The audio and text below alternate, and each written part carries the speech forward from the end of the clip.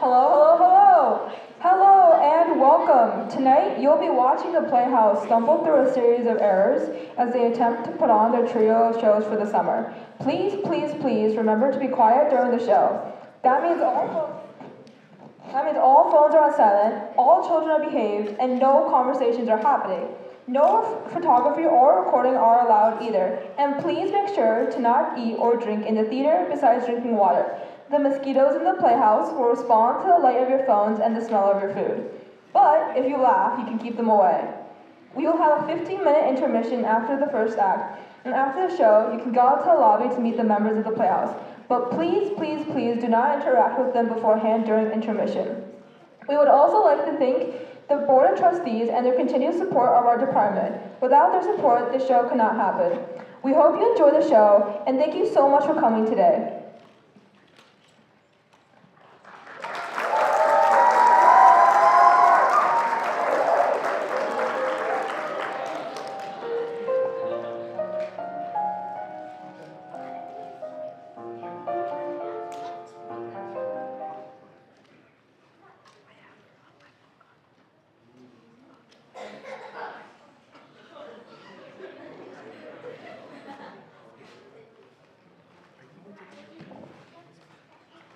Jeez, it's cold. I know. I just have to find the master.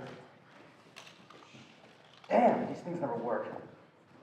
Ow! You okay? Yep. Here it is. Got it.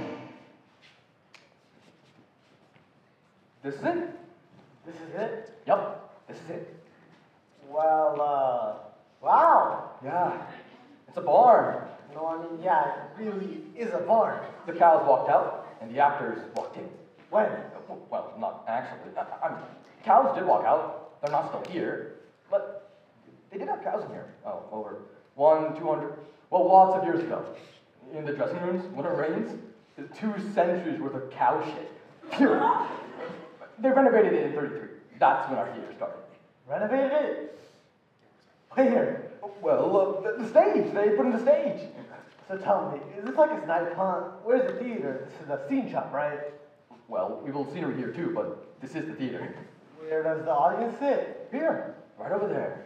You have seats. Of course, over there, folded up. Folding chairs. Plastic folding chairs. Keeps them awake. No snoring during Peer Gynt. You did Peer Gynt? Last year. So, what do you think? I know it's rustic. Rustic, I mean understatement. But it really is charming. It has loads of charm and it's cleaned up. I'd like for you to be a part of it. Well, what's the season? Dracula. Which one? The Baldur's Inn? New adaptation. Very faithful to the novel. Whose? My own. Dracula, Prince of the Undead. No royalties. I look forward to reading it. So do I. I mean, it's almost not quite yet. And then Charley and King Lear. Lear. Here.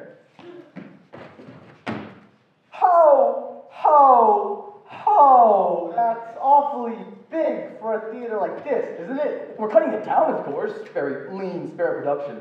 Lots of doubling and tripling. Loads of theatricality. That's one of the reasons why we're trying Rep. Rep? Yeah.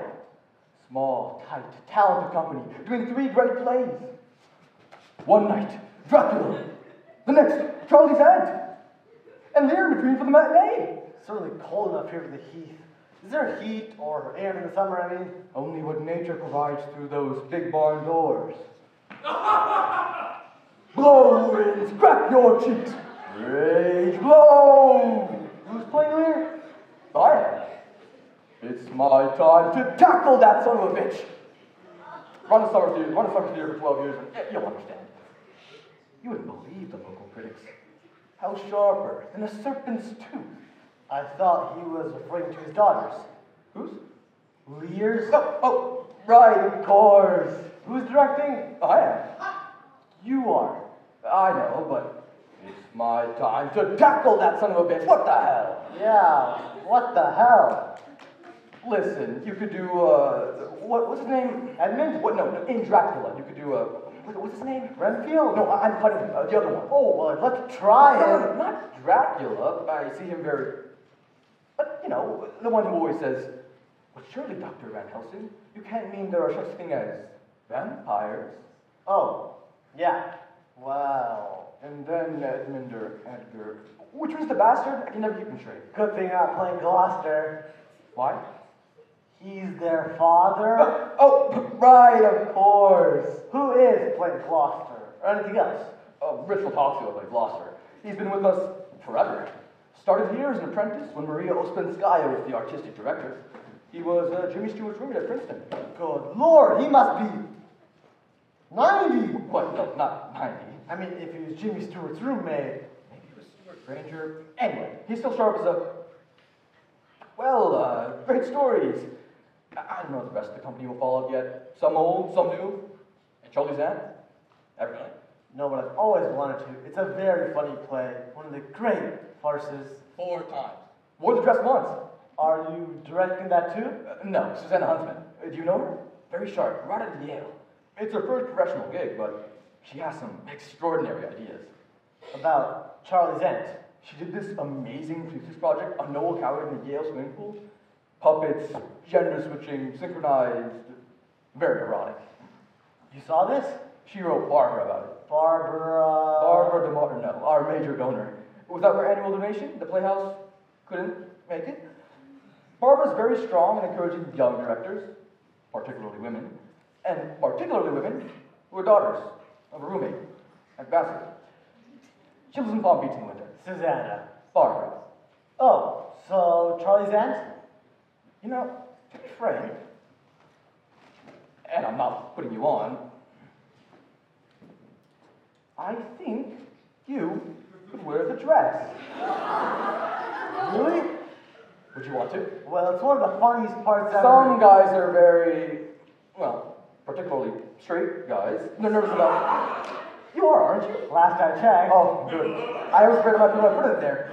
I mean, it'd be okay if you weren't. I am. You are? No, I'm not. Oh, that's good. I didn't mean that's good that you're not. I mean that's good that so you'd be okay with the dress? It's one of the funniest parts ever written. I'd love to play it sometime.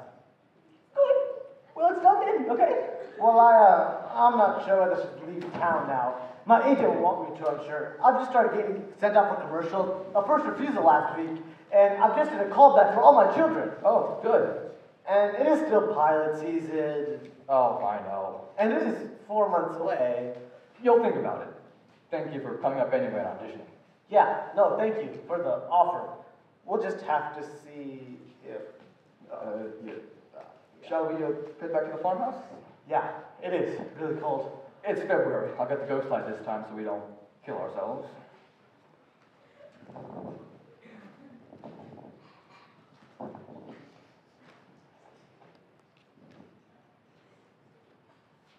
I know what it looks like now, but come summer, July, a beautiful New England evening.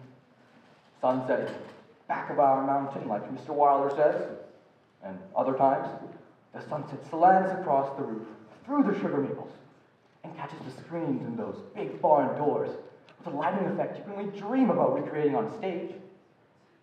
And other times, the evening light is so clear that it makes everything stand out like an impressionist painting. Crickets. And then, a couple hundred people come here to sit in the dark on uncomfortable plastic chairs in a 200-year-old barn with no air conditioning to watch us act out our stories. Why? It's a complete mystery to me. A miracle of sorts. Who would not want to be part of that?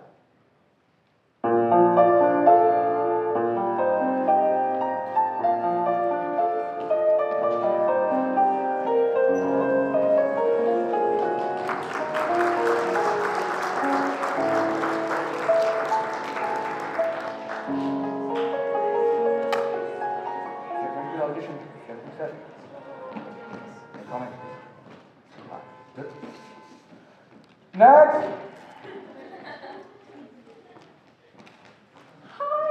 Hi, I'm Mary. Thanks so much for seeing me. I have wanted to audition for you guys for like ever. How long are you in New York, by the way? Because if you're here this weekend, I'm doing a showcase. Theater Grosso in the Bronx. It's like right on the train, past Yankee Stadium.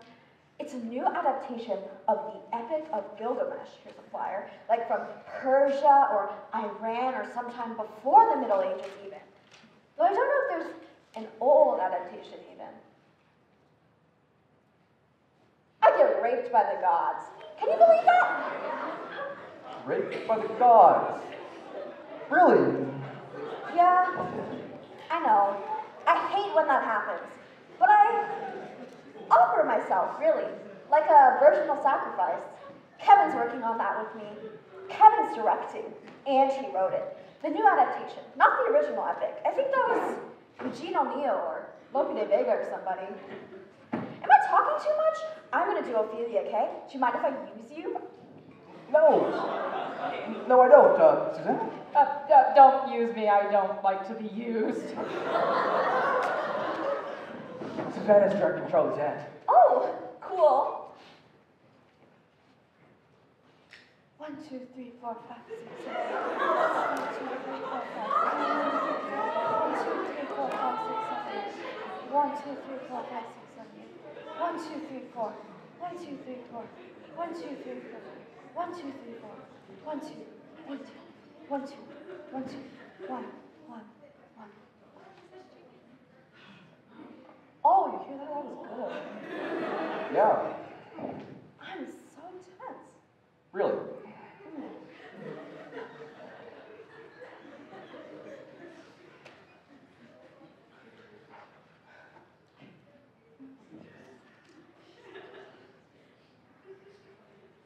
There's fellow for you. You qualifies. There's room for you. And here's some for me. Oh, we may call it Herbal Grasso Sundays. Oh, you must wear your roux with a difference. They're so daisy. I would give you violets, but they withered. Oh, and my father died. They say he made a good end. And will he not come again? Will he not come again? No, no, he is dead. Go to thy deathbed. He will never come again. Well, good, interesting choice. I think she's offering herself to Claudius. I really do. I'm working on her in class. Really? Yeah, Paul, my teacher, says my work lacks emotional intimacy. Really? I know, but I'm really trying to open myself more to opening my intimacy. Good. In my emotional work. Good, really.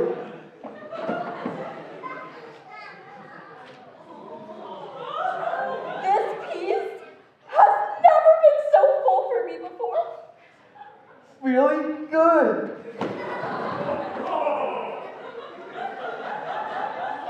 Do you need any more? No, I don't need any more. Need to see any more. I think that'll do it for today. Susanna, Charley's ass. Aunt! Oh! Okay then. Oh, Mary, do you swim? Next.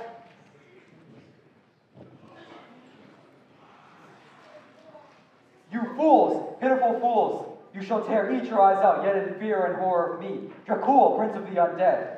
You think you have left me without a place to rest, but I have one last earth box. Search as you will, you shall never find me, for my revenge has just begun. I shall sleep in my earth box for centuries. Mark my words, hear my prophecy. Good. Tyler, tell me you've done this before. Last winter, the art factory dinner Playhouse. We used the old script though. Creeks, I want to tell you. This text, yours, well, I'm trying to do novel justice. Well, that's what I'd like to do. Do Dracula, Vlad the Impaler justice. Boy, would that be refreshing. Is there a second act? Coming, it's all very close. Well, if it's anything like this, you're home free, man. I need to do them again, you know. At the art factory, it was all so surface, cape and smoke and teeth and prime rib, if you know what I mean. I hate all those cheap tricks. I want to find my inner Vlad the Impaler. Your inner, in that, I mean spoke. So you'd be interested in coming back to the Playhouse after last summer? I mean, Peter Gint and the Flying Pig and all. Hey, I love it up there, man. That bar. And I won't trivialize Vlad for you. I will live him for you, man. If you can live the undead, if you know what I mean. That's terrific, Tyler. Thanks. Oh, Tyler, by the way, did you by any chance keep the cape and the teeth? Of course. Next. This is the Playhouse audition. Yes, come in. So, I'm here to audition. My agent tells me. Yes, I'm Gordon Page. Artistic director. My guest director. This is an announcement. Do you have a picture or a resume? I don't think we've got one here. My agent didn't send it over. Doesn't look like it. I don't believe it. That hack. Well, I don't know if I've got one here. Don't use it very much anymore. Really? Most people in the business know me. 20 years, and I guess you still need a picture and resume. Well, it's more a formality, really, but... Who's playing Lear? I am. Of course. It's my time to tackle that sort of a... I did it with Joe in the park. The early days before we started screwing around with movie stars. Have we met before? I don't know, we may have. I'm Gordon Page. I don't think we've met. Tell me about your theater. Well, we're an old summer theater. It's a bar. I did that circuit, Ogunquit, Kennebunkport, Lakes Region, the Cape. When they did plays, before it was all Nonsense 5 and that plaid thing with aging adolescents from the Brady Bunch. Well, we do plays, no musicals. That's why I'm here. I'll do Gloucester for you, Van Helsing, and whatever you want in that stupid farce. You can take that load off your mind. Well, Van Helsing and Gloucester are past, ritual costly, but would you mind taking a look at Cornwall? Cornwall? Well, the light in here is pretty bad. You could do something from memory.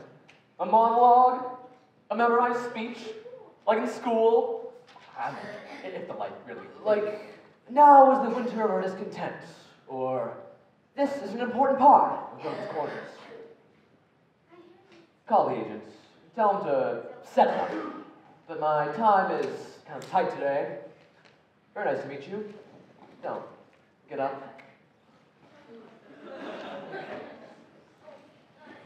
He's perfect. I love his energy. What's his name?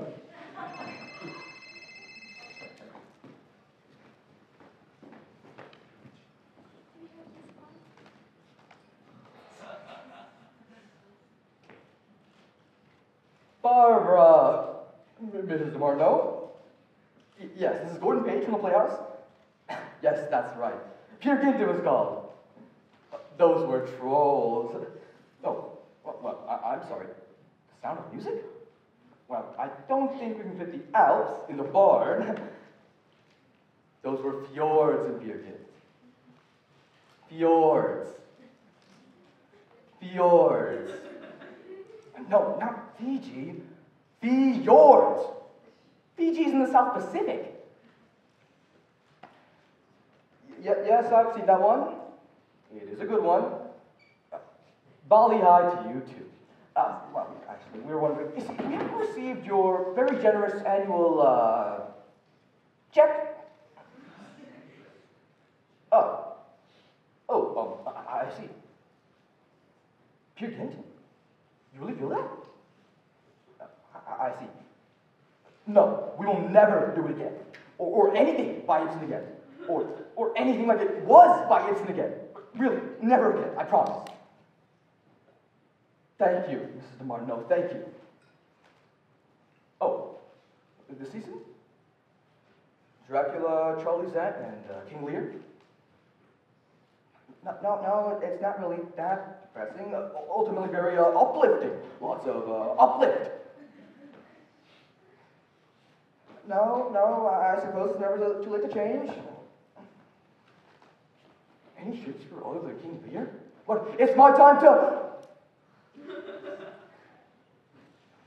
Yes, I see. I do understand. We do need your support. Thank you, Mrs. DeMartino. We appreciate... Mrs. DeMartino? Mrs. DeMartino? Gordon!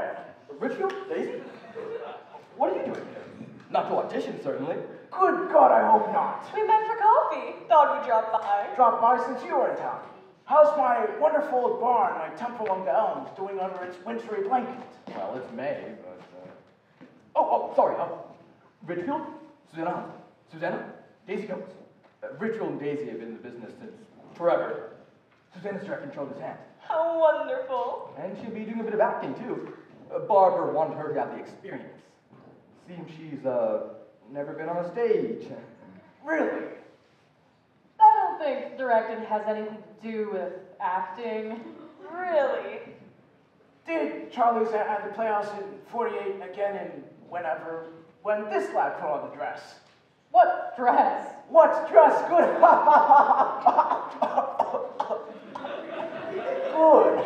Good. Yes, what dress? My God. Tell me what year you were born, and I'll tell you what plays within that wonderful old barn among the sugar maples. What plays you do doesn't matter, it's what you do to them. Well, no. Exactly. Madame Usmanskaya used to say to me when I was even younger than you were, she used to say, well, I can't remember what she used to say, but Gordon, I want you to know I have learned it. Letter perfect. I have learned it. He's been working on it all year. A solid year, by God, but I've learned it. As flies to wanton boys are we to the gods. They kill us for their sport. Oh, shit. King Lear, the Earl of Gloucester, blind you know by this point. Richfield, we've changed the schedule. We're doing Hamlet. We're not doing Lear anymore? It's Hamlet now? Why? Barbara thinks Lear's too depressing. Besides, it's my time to tackle that son of a bitch, Richfield. It's my time. And we've got a fabulous Ophelia. You've already got your Ophelia? Daisy. I was thinking maybe a Gertrude. Whatever. What a rogue and peasant slave I am. Am I? Am I? Oh, shit!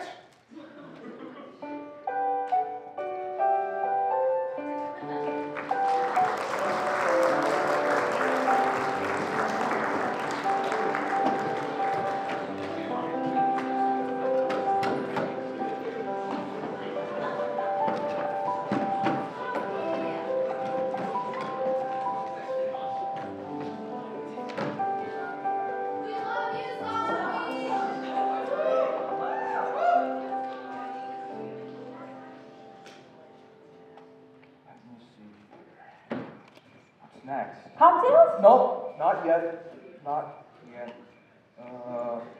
Connie, it's up to you now. Connie is our... What's your title? You've taken on so much. Producing Executive Administrative Director. So, bathrooms, budgets, and books. Does that sound about right? Be nice to her. She fills the toilet paper dispensers and writes the checks. But I sign them. Very humorous, Gordon, per usual.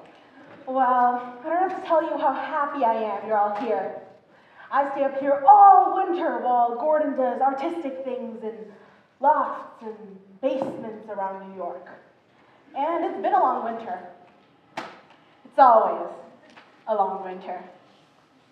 Now, my job is to keep all you people organized, so if you could follow the few simple rules in these guidebooks, we'll get through the summer fine. That's it? Nothing else?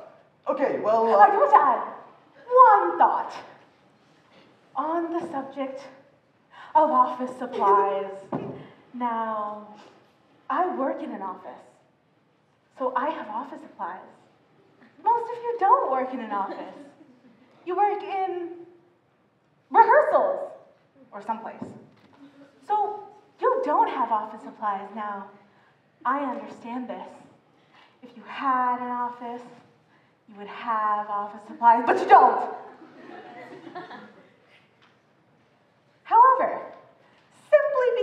you don't have an office and therefore don't have any office supplies. This doesn't mean that my office supplies are therefore your office supplies. Even though they are the Playhouse office supplies supplied by the Playhouse, I mean. And you are employed by the Playhouse. And therefore, you might assume that you have a right to these office supplies. You don't! Not my office supplies. I mean, I'm a person. I have pencils. You are people too. So you should have pencils, but you don't. I don't know why you don't. I have pencils. I take care of my pencils. I sharpen them. But you don't. You never seem to sharpen them. Why? I don't know. Probably because you don't have any. So why don't I ever have any pencils? When Henry comes in with a receipt for 10 yards of fabric for your fjords, and I want to write it in my account book, I can't be looking all over for a pencil, can I? I ask you, can I? So, I hope we are all clear on the subject of office supplies. I am sure you will have a wonderful and fulfilling summer here at the Playhouse, and if you need anything, Except pencils. stop into my office in the woodshed. Thanks, Connie. I'm sure. Oh, Connie, I had a question. So, what would be the proper procedure? The correct protocol, as it were, to get your money back if the Coke machine just eats it and you don't get a Coke?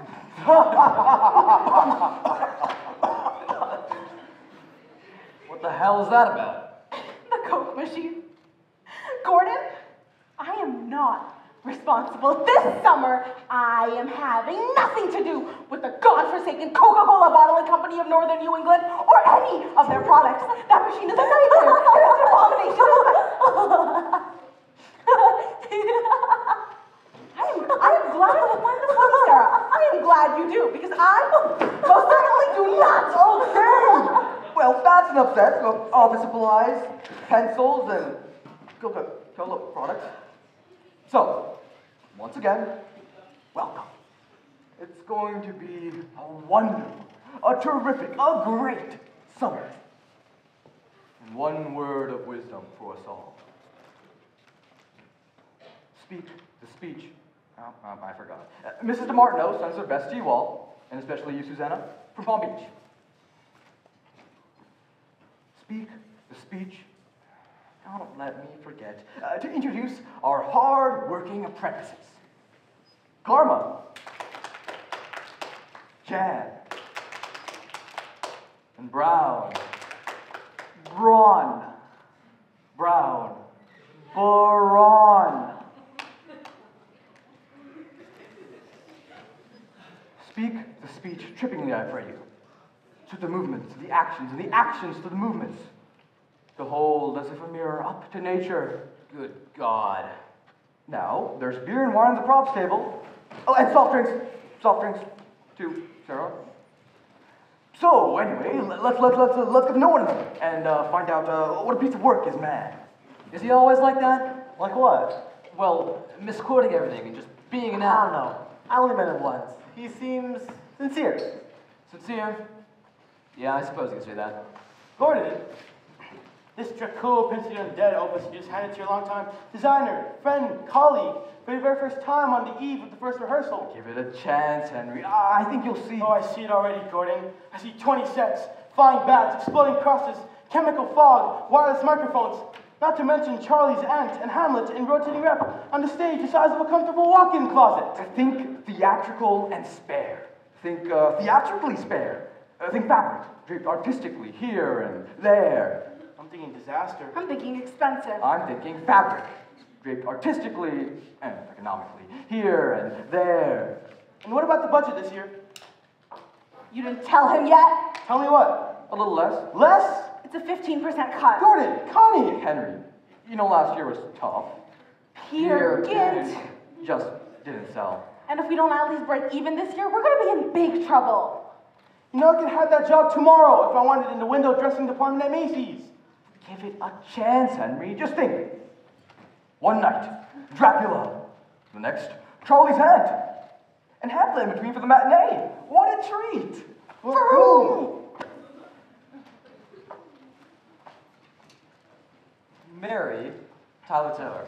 Wanted to say hey. So you'll be my me now, huh? Hey, are you gonna be Dracula? Are you gonna have the teeth and everything? Everything. Wow. But it's the inner Vlad that really interests me, Mary. Wow. Because the question is, what does it truly mean to be the undead? I think Mina really offers herself to him, don't you? Like a virginal sacrifice. Really insightful. Do you want a glass of wine?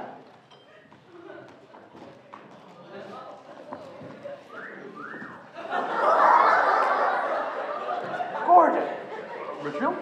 about your script of Dracula. Dracula, Prince of the Undead. Yes, Dracula. I think it's marvelous what you've done. Thank you. You know I've done Van Helsing 5 times. That's why I cast you. Should come back to you pretty quickly. Well, that's just about it. You see, in the version I've done, there were 2 ensues. Lucy Westenra and Mina Murray, but you've only got Mina. Connie, artistic and financial. Yes, of course, but in the other version, there were 3 young men. Arthur Homewood, Jonathan Harker, and Jack Seward. Well, you've got Seward as Mina's father, so she's not Mina Seward, and Harker's her fiancé, and Lucy and Arthur aren't in it at all, and well, I'm having a terrible time with the names. You'll be wonderful, Richard. You always are. You've done it 5 times. Piece of cake. Good, welcome, Gordon.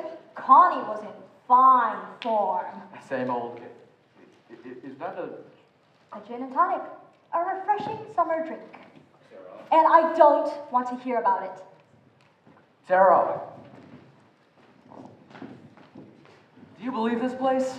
It's rustic, I guess. Rustic, Judy and Mickey meet the Jones. Yes, started out here with Uspskaya. She was a disciple of Stanislavski at the Moscow Art Theater. I trod these old boards with Kit Cornell, Helen Hayes, Alfred Lunt? Lynn Fontaine. Have there ever been any stars here? I'll warn you up front. I don't do shtick. Good. This farce shit doesn't interest me. I don't think Charley's aunt is a farce. What did she say? This could be more interesting than I thought. Thornton Wilder was here, you know? In our town, I did Howie on that stage with Thornton Wilder as a stage manager. Is Howie here this summer? Mary, I want to talk to you about this epic of Gilgamesh you were in. You know, I did my own all-female adaptation for my senior thesis at Yale. Excuse me, I was just getting her some more wine. You see, Mary, the thing about playing Vlad is to always remember that he is the impaler. Jack! I'm really pleased, and surprised actually, that you'd be joining us for the summer. You know, I didn't think you would. Well, to tell you the truth, well, it seems like a great place to spend the summer. You'll enjoy it, I know you will. And you'll be hysterical in Charley's aunt. You know, about that, I just heard Suzanne. So I told them at the clinic to take Betty on our court and put them where the moon don't shine. Oh, God, excuse me, Jack. Gotta go. Okay, tell me the truth. Why are you here? Oh, well, it seemed like a great place to spend the summer. I know truthful acting when I see it, and that wasn't. Well, I wasn't going to accept the job, but I went back to New York and spent the whole winter and spring out of work without hardly an audition. It all seemed so pointless, this acting stuff. So almost on a whim, I applied to Columbia Law School, and to my amazement, they accepted me. I started September, but I still had this offer for the summer, so... Leaving the business? If only I'd had the brains 20 years ago. Maybe I'll have some fun this summer. Fun? Sure, 40 years old, 20 years in the business, and I'm ready for some fun here in the mosquito capital of New England.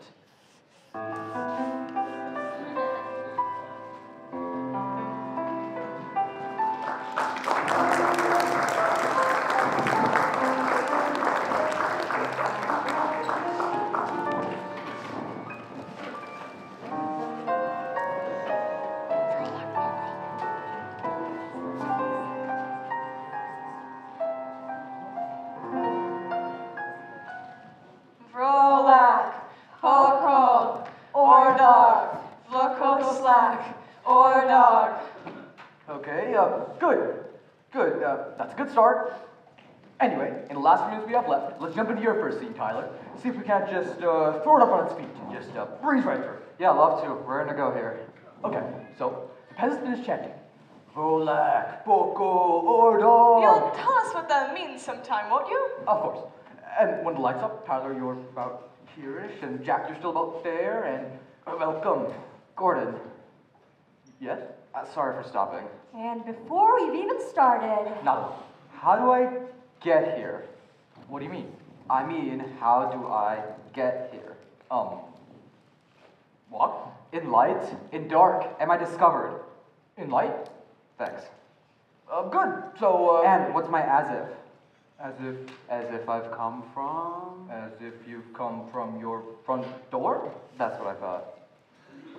Okay, Tyler, you enter as if coming from your front door. Welcome, I welcome. thought about morphing. Morphing? What if I morphed? more. Morphed from my bat form, possibly my wolf form, into my human form. Oh, wow. And how exactly does one morph, Tyler? Acting, Sarah, acting. Oh, acting. I really don't know if... Gordon, let me show you. Just let me show you. Now, I haven't worked on this yet. It's not fully internalized, and I would need music. I'll hum something from Jekyll and Hyde. But this is kind of the idea. Welcome to my house, Mr. Harker, etc., etc. What do you think? Was that the bat or the wolf? Gordon? But if I see him morph, Gordon, why would I go into the house then if I see him morph? that would then become your actor's task to justify. To justify how dumb Harker is to go down with dinner with somebody who's just seen more from a bat. That was a wolf, but if you want me to suggest, I know I've seen that morphing thing somewhere before. maybe he drops some change and doesn't see the morphing. Some change? Yeah, or he has to put in eye drops. Eye drops? He's from England, Jack. He wouldn't be used to the pollen in Transylvania now, would he? Oh, Abbott and Costello meet Frankenstein. Lon Chaney Jr. turning into the Wolfman. It's Gordon's favorite. Tyler, I think you've really hit a home run with that. Or I could erase Harker's memory with a slight gesture, and he could play it off like he had an aneurysm or a small stroke.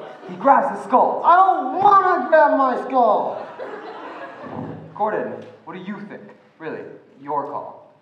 It's a good idea. And boy, if we had the time and the money to really explore it, I mean, it's a good idea. Very creative, but...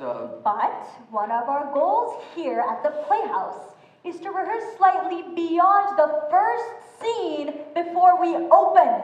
So the answer is no, Tyler. Okay, when the light's up, you're still about here-ish, and Jack, you're still about there-ish, and lights up. Oh, I know. What if Harker was like a zoology major, so he was really fascinated by bats, and... No! Lights!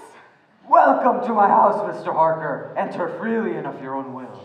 Count Dracula? I am Dracula, and I bid you welcome.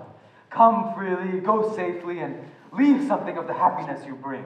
Wolf howl? Act with me, Sarah. Become the wolf. Ow, ow, ow, woo. The children of the night. Ah, listen, what music they make. May I stop now? Of course, anytime. Good, thanks.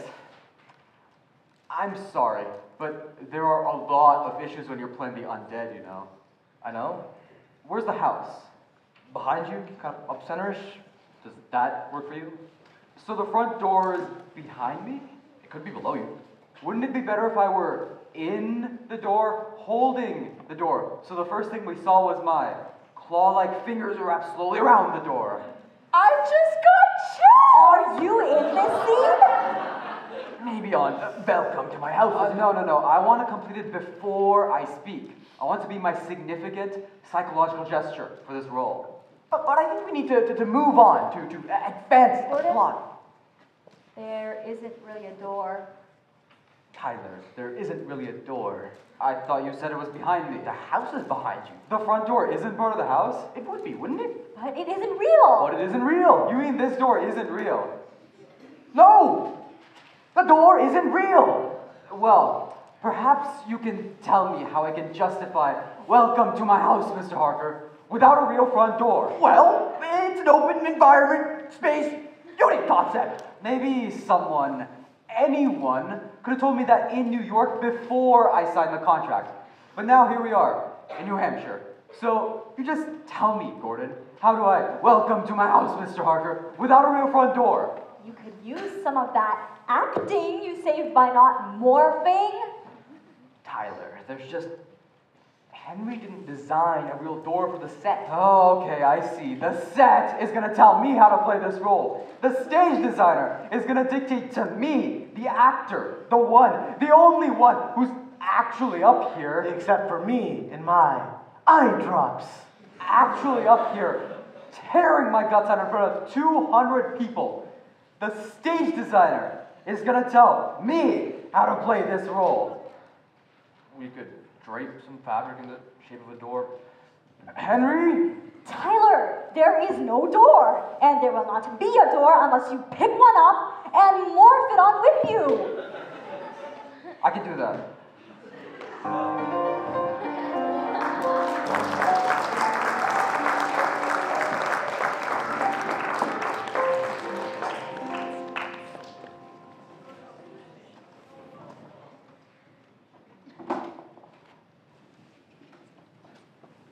Is this really true? It's really true. This isn't really true.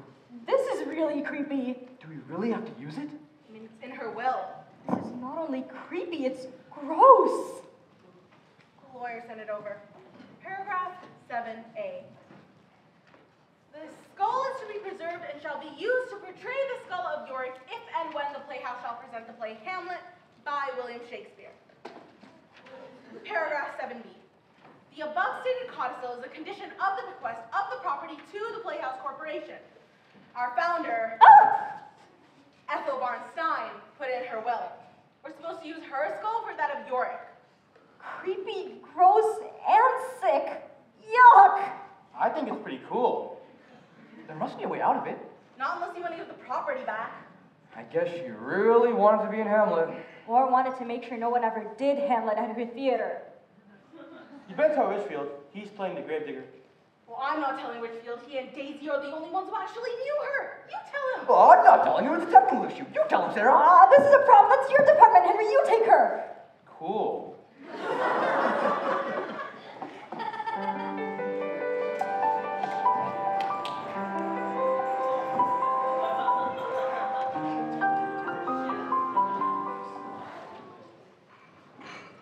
T is sub. Look out, TST. Well, what of it? Okay, now this is the Tea in the Hat bit, right? Yes? Okay, so how do we... Where's Susanna? Where's the director? She says she finds staging rehearsals boring. She wants you guys to just kind of figure it out, and then she'll come and fix it. You're kidding, right? The gag, as I recall, is really rather simple, but very effective, as you'll see. The audience loves this bit. As you know, of course, Lord Fancourt, Fanny here, puts on a dress and pretends to be Charlie's aunt, so Charlie and Jack can have a chaperone for their dates, when Charlie's real aunt fails to arrive as scheduled. When the aunt does arrive, no one knows it's her, so Fanny continues to masquerade by serving tea. Now, Tyler here, playing Jack, holds the cups. Fanny, you pour. When the cups are pulled away from where they're supposed to be, the tea goes in the hat. You keep your attention elsewhere until you pour tea in the hat 3 times. You see it and react. Laugh. Jack sees it and reacts. Laugh. I see it and react. Enormous laugh. Roars, in fact. You do it in rhythm with the lines. Right. Good instincts. I'll hold out the first 2 cups after we all take tea. I'll pour the first 2 cups for real to set up the gag. Right, I'll hand to Mary. I hand to Amy, and in real life karma, I wish I had your name. And then Jan in real stage life Charley, like to play Charlie's aunt. Then the next beat, I keep pouring in rhythm, but the cups aren't there. Tea in hat. And this is supposed to be amusing. That's farce. I hate farce. Shall I give it a shot? No books. Flying by the seat of the pants, eh? Run it up and see who salutes. I love stock. This rep, yep. Okay, how do you do? I'm Charlie's aunt from Brazil, where the nuts come from. Oh, look look who's here. Susanna. Do you have something to show me yet? I believe that we do. Shall we show you the tea beat? By all means, show me the TV. Has anybody seen Henry? Oh, am I in time to see something here? Yes, places for the tea meet, and how do you do? I'm Charley's aunt. How do you do? I'm Charlie's aunt from Brazil, where the nuts come from. How do you do? Do you know I'm most interested in meeting you? Really? I know your late husband, intimately. Whatever the matter, Babs? She knew my late husband intimately. Well now, how are we all getting on? Everything all right? No, she knew my late husband intimately. Tea is served. Look out, here's tea. Well, what of it? You must entertain Donna Lucia, will you pour? May Why, I help? Donna certainly. Lucia? May I help, Donna Lucia? What a cruel interruption. We were getting on so nicely. Do we all take tea? You haven't been in England long, have you? Change the subject. Change the subject. No, do you take sugar and cream? No, do you take sugar and cream? Ask her if she takes sugar and cream. Ask her if she takes sugar and cream. I think I would like a little sugar and cream with that Donna Lucia. My hat! My hat! I beg your pardon.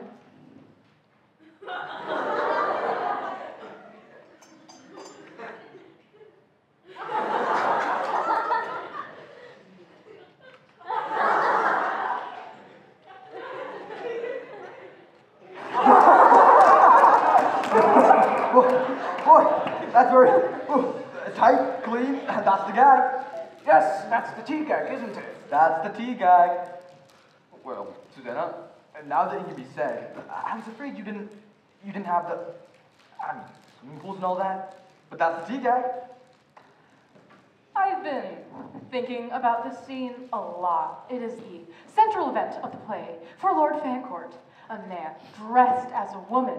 He is pretending to be something and someone he's not. And he meets the person he's pretending to be, the real woman. The stakes are as high as they get. And the question is, and no one can answer this but you, Lord Fancourt, is she a transvestite? Or is she a cross-dresser? You see, the distinction is vital. What do you think? I think it's a 19th century farce. I think it's supposed to be funny. Gordon? Yes, the guy he dressed is funny. Unless you're the conflicted soul in the dress. I've worn the dress. I mean, not me personally, no, but I played the part. Richfield saw my fanny, didn't you, Richfield? And a fine fanny it was. That both of you at heart know that this is about the anguish of gender. I want to explore that. And I'd like to put in, right at the point of this scene where it all comes to a crisis, a new sound cue. Those sinister howling dogs from Dracula. That will be your cue to enter with the tea butler. The howling dogs will be your cue. I think they will begin to suggest the inner torment and rage of gender crisis. But funny, inner torment and rage, right? Gordon? I've got to speak with Henry. You're not walking away from this. Henry! You know, when you were talking just then about like anguish and inner torment and rage, it kind of reminded me of this one scene in the Epic of Gilgamesh where I give my body to the gods. I mean, the gods looked kind of anguished and conflicted and stuff. Not about their gender identity. Because they weren't wearing any clothes. Neither was I. So I guess gender identity was real clear. I knew I should have seen that show.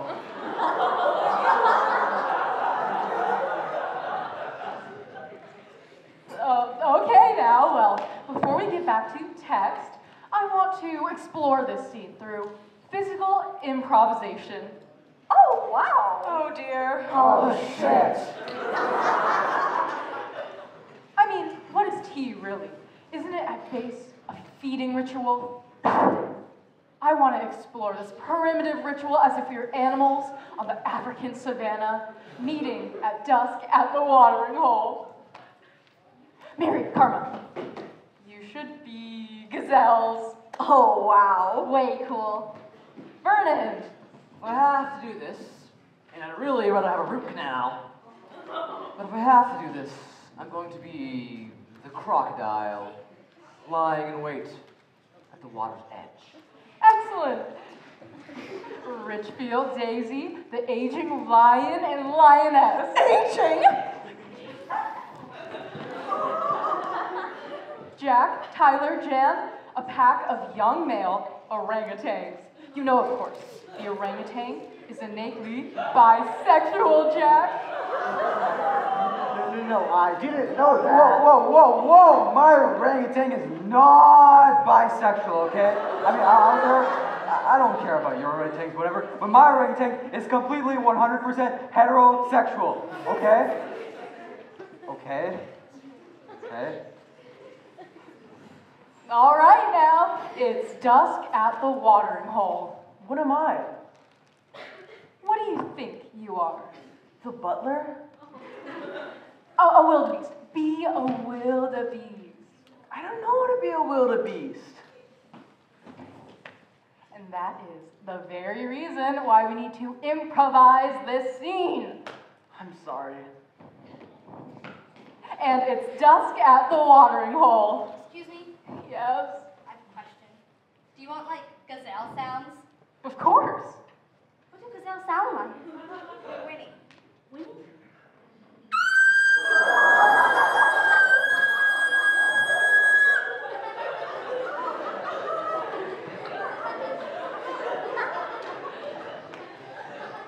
And the sun sets wearily over the hot, dry African plains.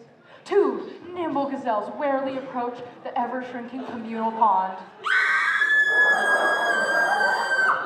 That's it, everybody. Lion, lioness, the proud huntress, and the toothless old alpha male. Toothless. Stay in it. Keep the bubble filled. Keep your bubble filled. I think I broke my bubble. I bit it with my own teeth. Richfield, She called me toothless. orangutans, you too. That's it. That's it. Wildebeest. Now you serve!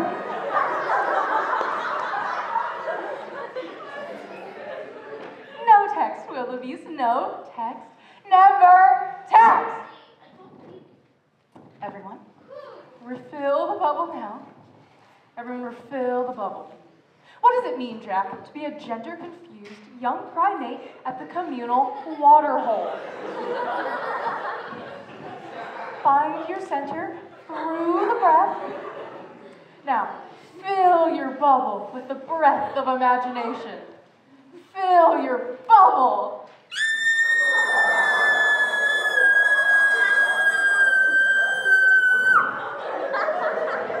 Beautiful. Now, tea time on the savannah. Explore it.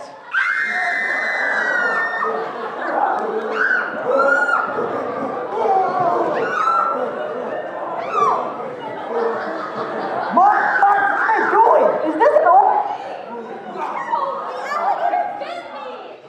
Get too close to the water. Well, what the hell do you think's gonna happen?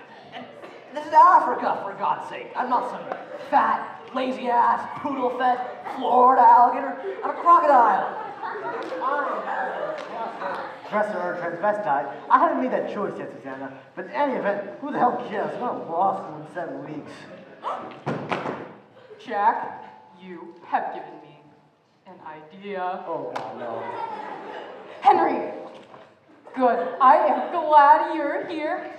I want to change Lord Fancourt's costume. On the right-hand side, trousers.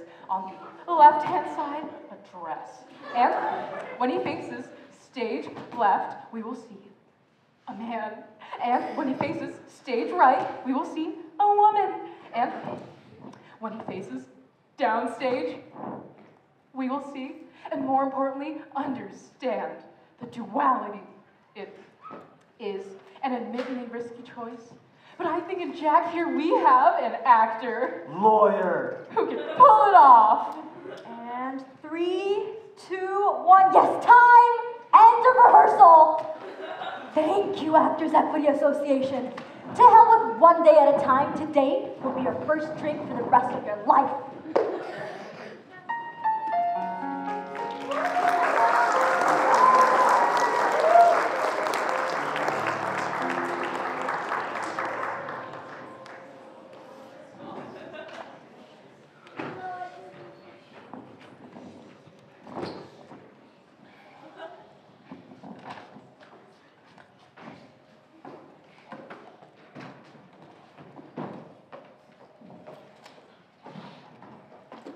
Gordon, Oh, shit.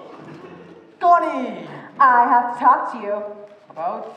Pencils. And another matter. But first, pencils. Why does the stage manager insist on putting an entire can of number 10 pencils on the table in rehearsal? We haven't even opened our first show, and we've already been through 3 and 1/2 gross of pencils in the stage management area alone. How much is it gross? 144. That's 400 and... 504. Wow, that's a lot of pencils. Yeah, wow, it certainly is a lot of pencils. But I have an idea. That's good. Sarah will assign each actor 1 and only 1 pencil. She'll write their name on it the time the pencil is to be issued, on a small piece of tape. Initials would do, I suppose. One said pencil has been reduced by use to about 2 3/8 inch, the size at which for a normal hand, it becomes difficult to grip effectively. The actor will return the pencil to stage management and be issued a new pencil. I'm not finished.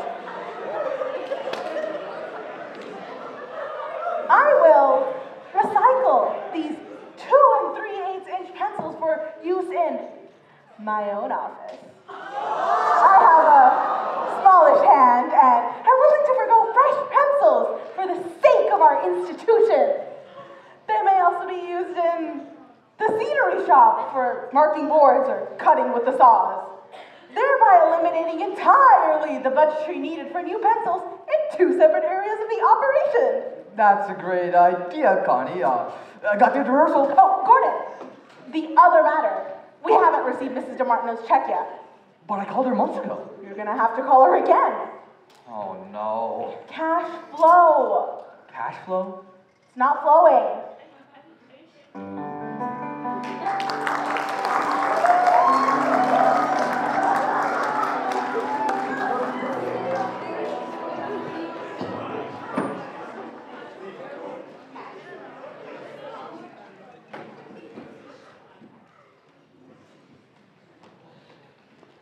Hey, good morning.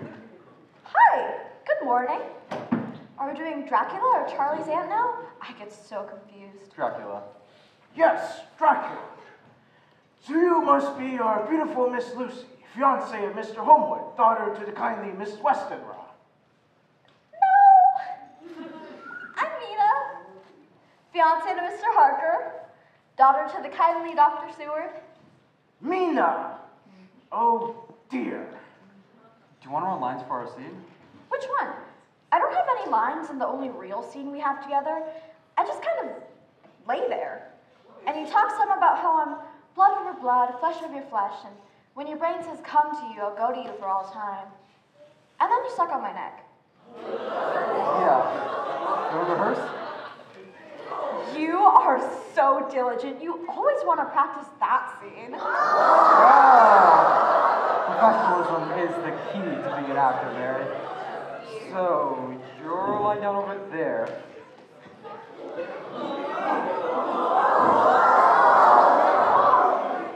And to that end, this. That tickles. You know, I've been meaning to ask you something. I mean, I think you're really good. The way you can wear those teeth and speak in an accent all the time. How come you're not on, like, Broadway or something? You want to know why he's not on Broadway? I'll tell you why he's not on Broadway. Vernon. There are 20,000 actors in the New York metropolitan area, and maybe 200 are on Broadway right now. And the vast majority of those have the vocal cords of titanium alloy, genetically engineered to break the glass in a chandelier 8 times a week. Now, since it is apparent that without a stroke of luck approaching the supernatural, neither Tyler Taylor nor Vernon Volker, for that matter, will be morphing into a Broadway actor anytime soon. What's left? Well, he can stay in New York and work in one of our prestigious off-Broadway theaters dedicated to the ideals of high art and low pay for, maybe $300 to $400 a week. That is, if he's lucky. And good. And as an agent who's sleeping with the casting director, and as a brother-in-law who's married to the producer. So, what else is there? If he doesn't mind leaving behind his wife, his children, his cat. I'm not married. Okay, his bar stool at the West Bank Cafe. For $600, $700, maybe even $800 a week, he can live out of a suitcase for a couple of months in Salt Lake, St. Louis, Cincinnati, Sioux City, or God forbid, spend a summer in an unair-conditioned barn in New Hampshire. Like here, for example, at the Playhouse, the Dachau Summer Theaters. Or he can stay in New York, keep a straight job as a waiter, bartender, word processor, or phone sex operator, make triple the money, and have a life. But then we wouldn't be acting, would we?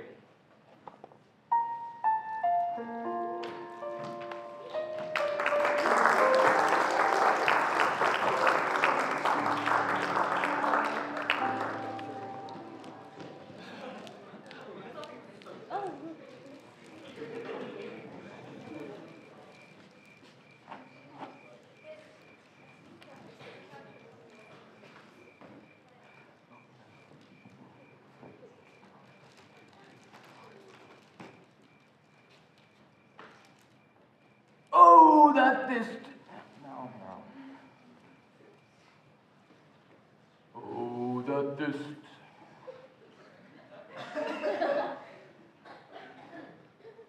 Oh, that this too solid flesh would melt, thaw, and resolve itself into a dew.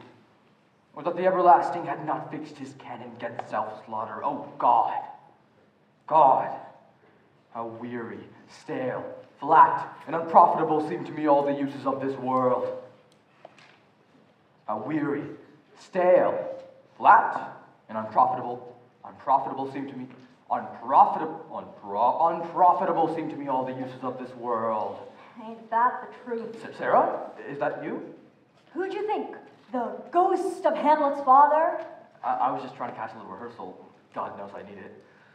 Yeah, I was wondering. You rehearse everybody else and just jump over your parts. Well, I want to get the whole thing on its feet. Besides, I shouldn't be playing this part. I'm too old. I look at Jack or Tyler even, and I just... So you're too old. Barrymore played it at your age. Sarah Bernhardt played it at 60-something. Not only was she too old, she had a wooden leg and she was the wrong sex. Oops, excuse me, non-traditionally gendered? Otherly gendered? Whatever. Susanna would have loved it. Oh, we need to discuss that costume issue that came up. What? What? You sounded pretty good just now. No, I didn't. Okay, you didn't. Have you heard about Jack leaving the business? Going to law school in the fall? Yeah? That really pisses me off. Why should it piss you off? I brought him into the business. I hired him. And he's doing the job you hired him for. And doing it well. Of course he's doing it well. It disturbs me, is all. Oh, so it doesn't piss you off anymore. It just disturbs you. Why is that? Why is it that it should disturb me? Because when someone like Jack leaves the business, someone with real promise for the big career that none of the rest of us had or maybe even had the chance to have, when someone like that leaves, it disturbs those of us who remain because it calls into question all the decisions we ever made, or maybe never made, but just let happen. It calls into question our lives. This doesn't have to do with Jack. It has to do with us. You're too smart for your own good, you know that? Yes, I do know that. It makes a very good excuse for drinking. Is that A little gin and a lot of tonic and ice. Do you think you should? You used to like it when we drank together. We had fun. When we drank together. Then you started drinking by yourself, even when we were drinking together. Are you okay? Sure. I'm taking it one drink at a time. How does it feel to be back here? Feels like just another Playhouse season. Mosquitoes the size of sparrows. Hot and humid enough to make your eyeballs sweat. Actors being actors. Oh, where'd you find Vernon, by the way? The talent agency for the terminally embittered. Henry's being Henry, Connie's being Connie, and Gordon Page is being Gordon Page. Oh, you have to spend some time in Charley's aunt rehearsals. Gordon, we are out of control. I know. Just another Playhouse summer. It feels good to be home. Thank you. Welcome. Do the new ones know? I'm sure Tyler, Richfield, and Daisy have filled them in. I'm sure they have. The only thing thicker than the mosquitoes here is the gossip. Do the speech again. I promise I won't interrupt. And don't worry about the scansion. Just be simple and quiet. Just like you were when we were 25 and you were burning to play this part. And you'd read it to me in bed before we turned out the light.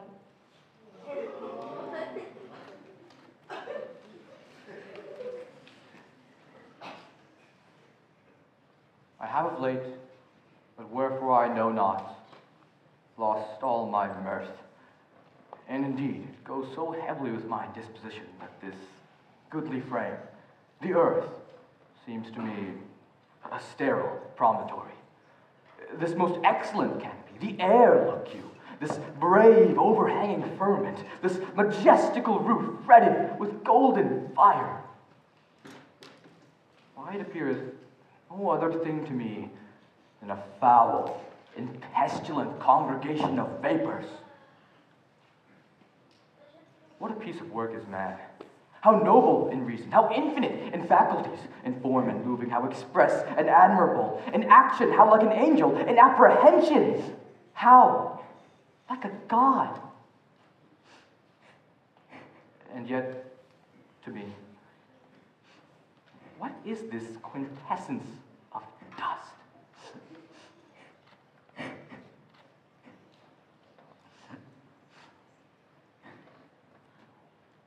But break my heart, for I must hold my tongue.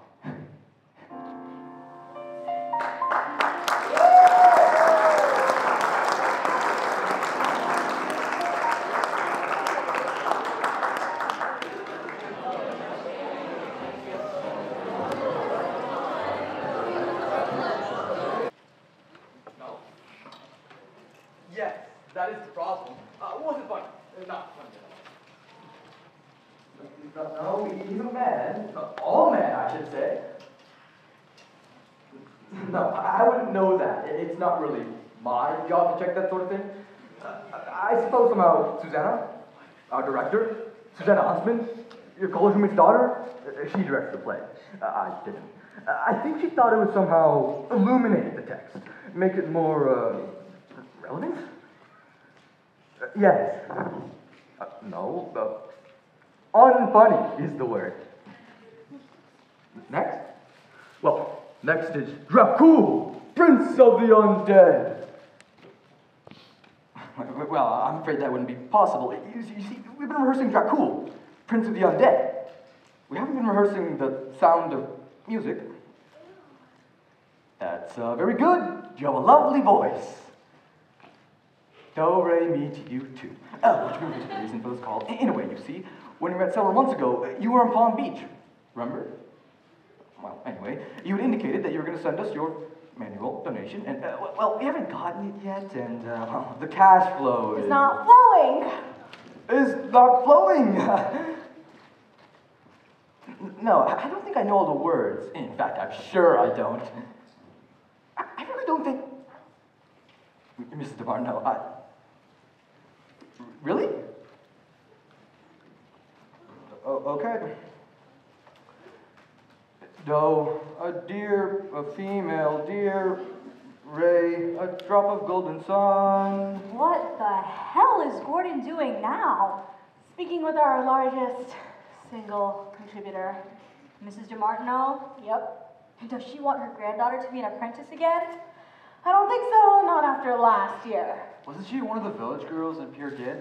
The one who... The one who cried all the time because she thought she was pregnant by the Troll King.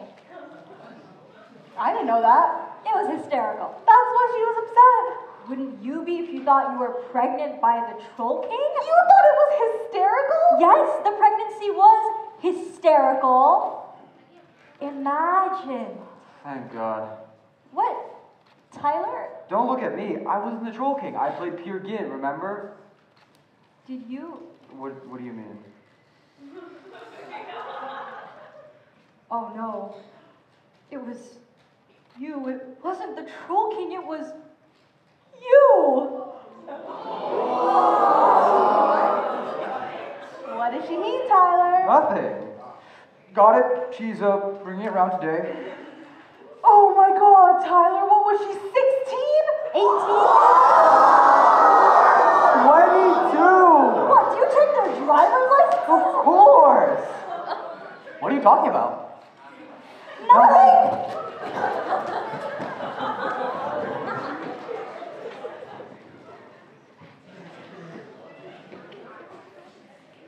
Henry, how are we? How's the set? Sets. Plural. Sets. Your little Shakespeare skin, your great big vampire epic. Sets. I will never make it. You always say that, Henry, and you always pull off a miracle. Gordon, the special effects in Dracula alone. Dracula, Prince of the Undead. Dracula are too much for a theater with 10 times their budget. I know you can do it. Just... Flying bats, exploding crosses, a sound cue every 30 seconds, and God knows how many light cues. Peer Gynt had a lot of effects. We flew Pier, sort of on flying pig. Yes, and Barbara DeMartino's granddaughter dropped a flying pig and Pier right onto Troll King. That was an accident. The point is, it'll be the apprentices running all of this for you all over again. Karma, Jaren, and Braun. Great kids. Gordon, these great kids have been taking Dracula during the day, wearing Charlie's gender-conflicted aunt during the evening, and staying up until 6 in the morning to build a set for Hamlet.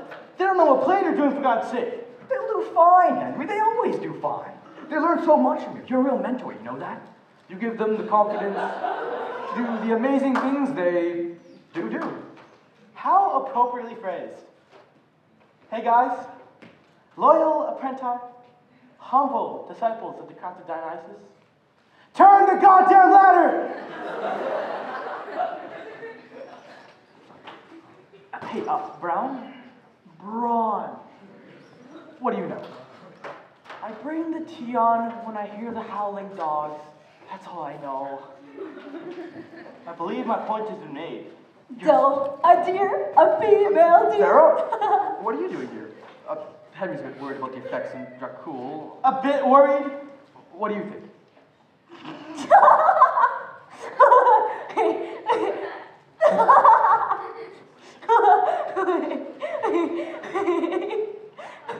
So you must be our beautiful Miss Lucy, fiancée of Mr. Homewood.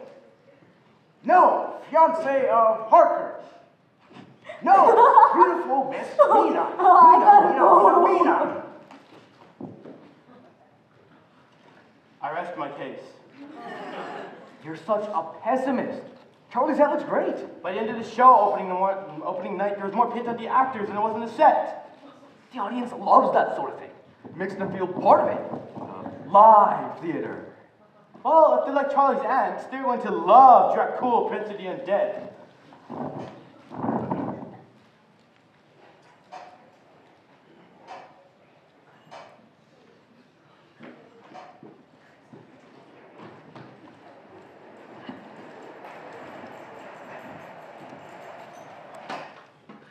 Or dog.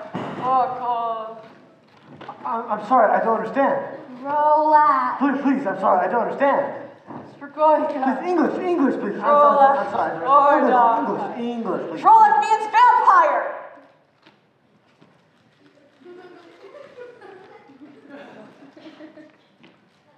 In the year of our Lord 1892, a series of documents came into my hands.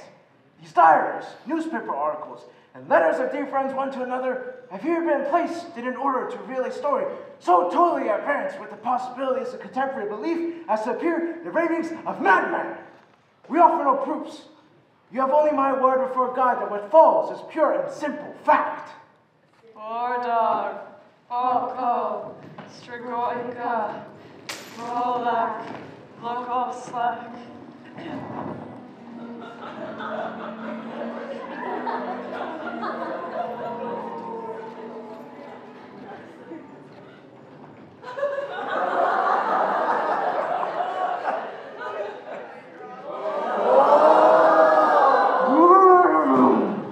Welcome to my house, Mr. Harker.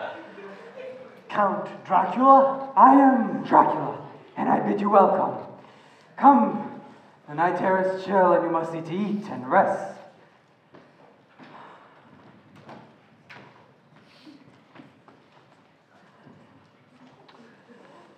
You will, I trust, excuse me that I do not join you, but I do not eat food.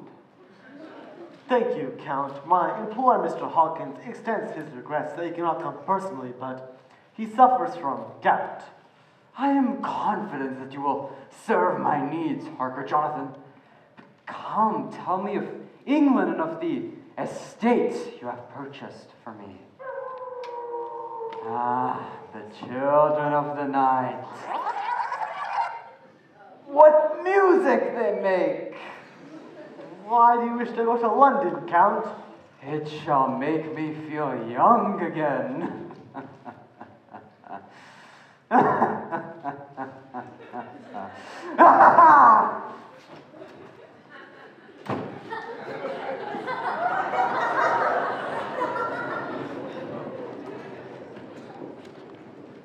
What has my employer, Mr. Hawkins, suffering from gout and unable to make this journey, got me into now, I ask myself. At once, I began to search the castle. I ran up the stairs to the highest tower. As I leaned from the window, the wild crags of the Carpathians arrayed before me in the bloodless light of the full moon. God preserve me! What manner of man is this? May 30, 1892. I vainly watch as a band of Transylvanian peasants load 50 great wooden boxes on their crude wheeled handcarts and draw them through the castle gates. The Count intends to travel to London, and I am to be left here, left to them, the horrid brides of Dracula. I must attempt to scale the castle walls. God be merciful.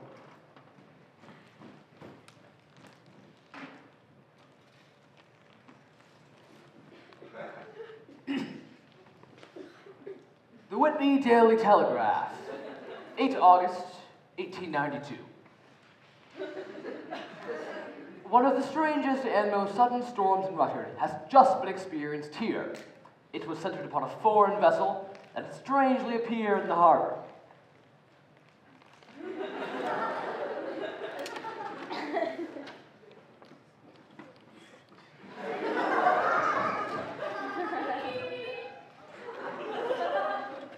There was not a living soul aboard, only the body of one poor seaman whose throat had been strangely torn open as if by some animal.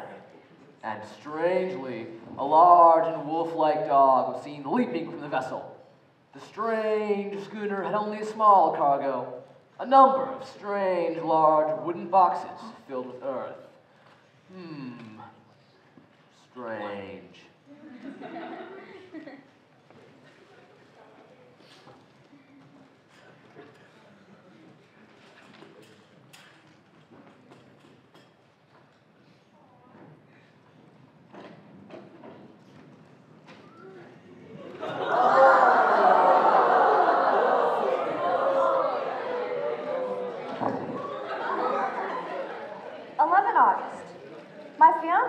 Jonathan, has returned from Transylvania, but so changed. He will not speak of the events that occurred.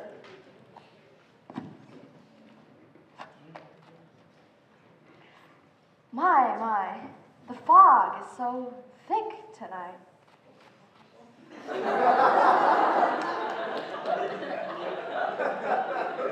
I'm so tired. So tired. Come to me, my love. I am eternity. I am the life. Come. The blood is the life. The blood is the life.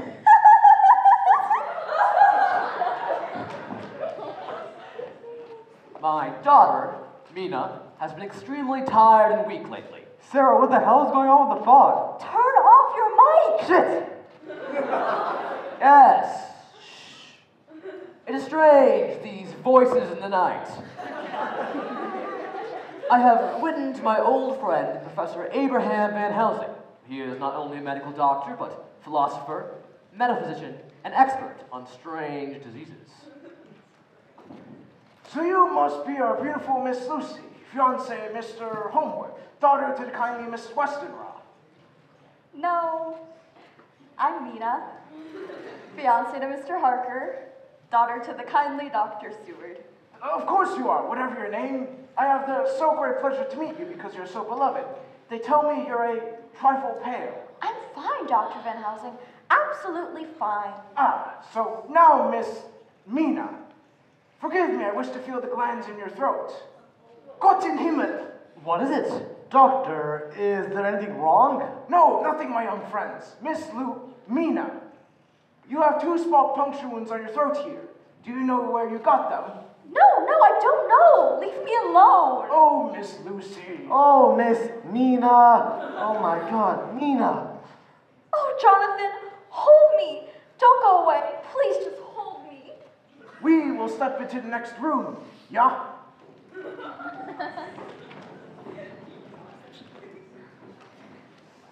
Just as I suspected, there could be no doubt. No doubt as to what, Professor? Have you ever heard of the vampire? The vampire in England? The vampire in the 19th century? Yes, the vampire in England in the 19th century. I have here a letter from my good friend, Professor Ziskani of Budapest. This letter will tell us everything we need to know about this vampire. I have the letter here. No, it must be here. No, I seem to have forgotten the letter from my friend, Professor Ziskani of Budapest. Perhaps you can remember its contents. Huh? Yes, perhaps you can remember what it said. No, I don't think I can remember my friend, Professor Ziskani's letter. Well, Professor, do you suppose this vampire could possibly be the great Vlad Dracula of Transylvania, the prince who won his name by fighting with the Turks? Correct. He fought Turks in the 15th century. He is also called Vlad's Pash, which translates to help. I know, it translates to Vlad the Impaler. I studied Transylvanian at Cambridge. Now, why would it be called the Impaler, Professor? Yes, what do you know about that, Professor? Nothing, but if I had my letter. No, Doctor, please don't leave us now. Do you suppose he could appear in different forms? Perhaps the rat, the wolf, and the bat? I suppose he could. Interesting. Yes, and strange. Yes, interesting and strange. How do you suppose he manages to stay alive? I mean, to live for all these centuries? Yes, Professor. How does he stay alive after centuries? For a long, long century. I know. He flourishes by replenishing his life with the blood life of the living. The blood life of the living? But surely, Van Helsing, you can't mean there's such thing as vampires. He is called Nosferatu, and your mortal weapons are powerless against him. Good Lord. If this is true, how are we to begin? Even if we find him, how can we possibly begin to destroy him? I don't know. I have forgotten the letter. Well, perhaps, Doctor, you should have memorized the goddamn letter. Memorize? Yeah, in rehearsal. Yes, I'm sure what Dr. Seward means is that in preparation for our little meeting here today, in rehearsal, as it were, for our little meeting here today, 19th century London, you might have committed it to memory. I have it. I found the letter, Professor, from your old friend, Professor Sisgani in Budapest. Oh, thanks. Yes, thank you, Nina, darling. He can be destroyed, but by only one method. A wooden stake must be driven through the vampire's heart. But surely, Van Helsing, you can't mean... Mina, back to bed now, darling. No, but See, now we have a letter.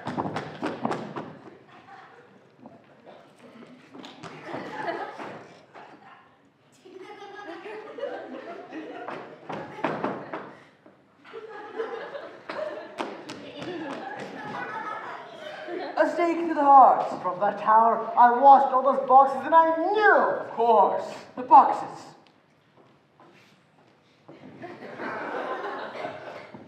I heard your voices. So I thought I'd... Nina, darling, it's so good to see you up and about. Why, you haven't been out of bed for a week. Jonathan, what was the name of the estate you transferred to Count Dracula? Carfax. Carfax was the name. Carfax Abbey. Good God, man, do you know what you were saying? Isn't Carfax the estate? Yes, no more than a mile across the heath. Then we've got it. Our little search party set for work. We crossed the heath and kept to the shadow of the wall and approached the house. Look for a flight of stairs leading down to the cellar. My God, what's that? It's a bat. Shoot it! You cannot kill that bat with a little gun. I didn't. The gun did fire. Aha! You see, the gun didn't fire. Doctor, the stairs! Right over here!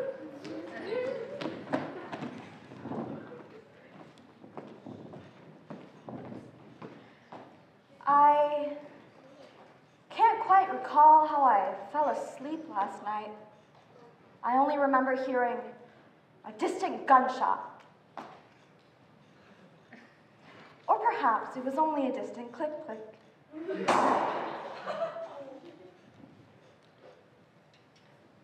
And I do recall hearing the sudden barking of dogs.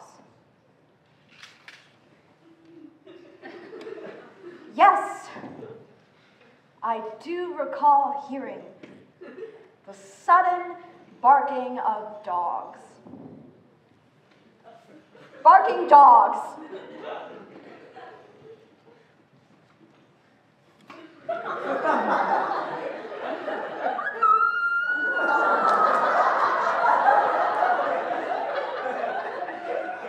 And then there was a silence over everything, a silence so profound that I got up and I looked out the window. All was dark and silent.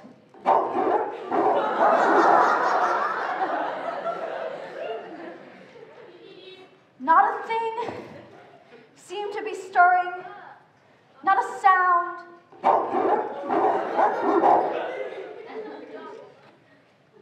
But all to be grim and fixed as silent death.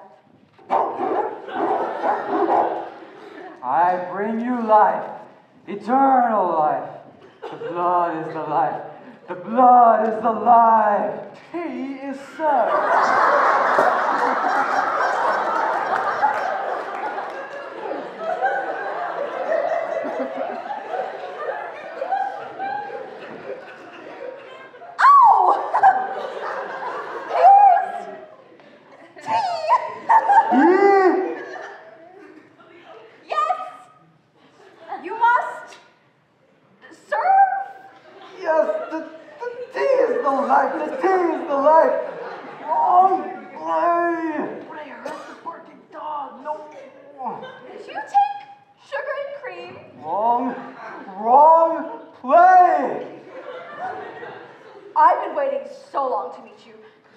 Charley's aunt from Brazil. Yes, I have lived in many centuries, many continents, yes, even in Brazil I am known as the Impaler. Wrong play, wrong play, wrong play! Go back, go back! Go back to where the nuts come from, so she can be my fortune. I morph you away! Away! Away!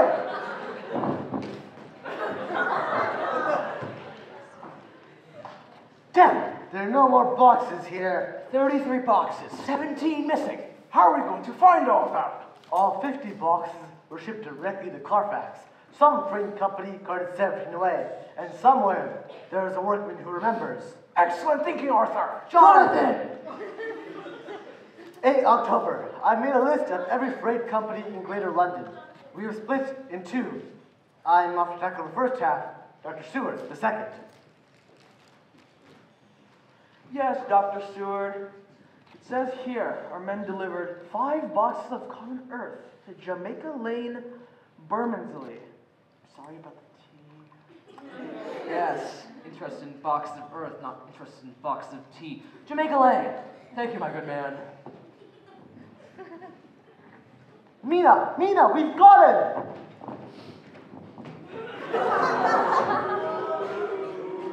Got him? What do you mean? Your father has located the boxes. Oh, Jonathan, thank God. At last, perhaps our awful nightmare is over. Perhaps you're right, darling. Darling!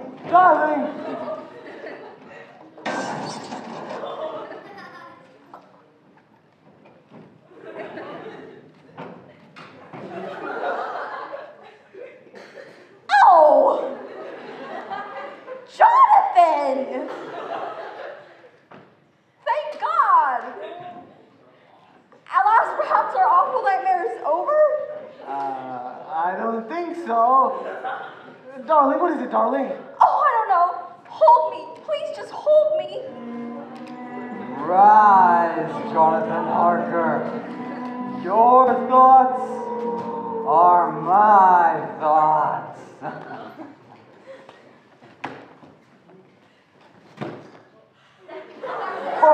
Braun, the cape! I mean, brawny minions of the undead, release the cape! Release the cape, lords of the underworld! Let go of the goddamn cape! Jonathan! Silence!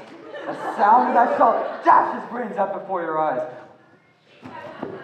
Now, you are to me, flesh of my flesh, blood of my blood, kin of my kin.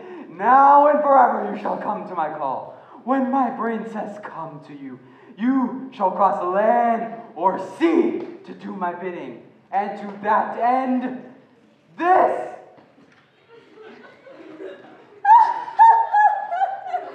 Shit!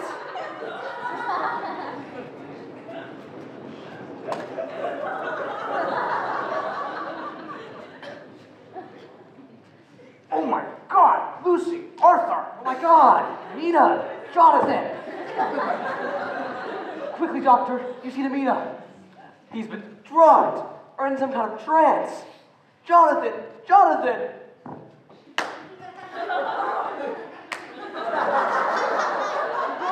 Is she alive? Jonathan! Oh, thank God you're alive! My friends, we must this day hunt out this vampire's lair, sterilize his remaining earth boxes, and bring this monster to bay. We quickly made our way to Jamaica Lane, where we discovered more of the great boxes filled with soil from the vampires native to Transylvania. There are only 16 boxes here. 33 at Carfax. And now only 16 here. That makes 48. 49. Yes, Einstein. 49. My God, Mina! I must get back to Mina! No, wait. Shh. Now he comes to your places.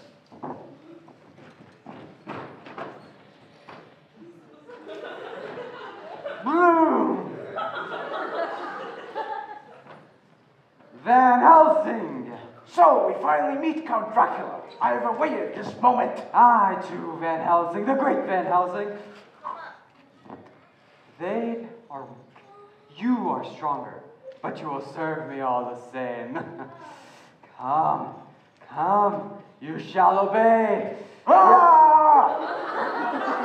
You see, the Holy Cross bursts into flames at your unholy touch. No, it doesn't. Yes, it does. Yes, I think I saw it burst into flames at his unholy touch. No, it doesn't. Ah! You know nothing. You fools, pitiful fools. You think you have left me without a place to rest, but I have one last box Search as you will, you shall never find me. I shall sleep in my earth box for centuries. Hear my prophecy. Ah! Look, he has escaped us. No, he hasn't escaped us. He remains where he is. But look, now he escapes us. Not. But wait, I think he is disappearing, becoming invisible. I can't see him anymore. Can you see him, Dr. Seward? No, I can see him no longer. Can you see him, Dr. Unhousing? Yes. No, I don't think that you can. A great mist is going before our eyes. If you believe in vampires, clap your hands. Yes, clap your hands as hard as you can. And No, Dr. Manhattan. I think this night has been too much for him. I'll take care of this bat.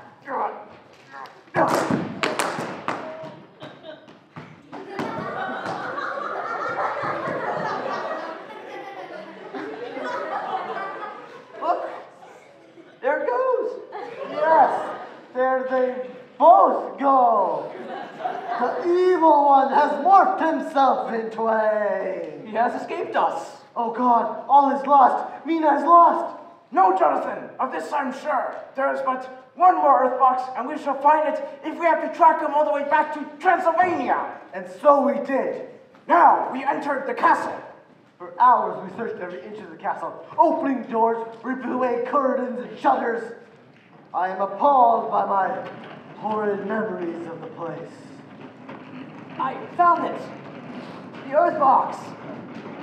The last one. Now there's but little time. The sun is setting. Jonathan, the mallet and stake. Oh my God, there they are, the horrid brides of Dracula, Prince of the Undead. No, leave the master. Leave the master alone. I'm melting!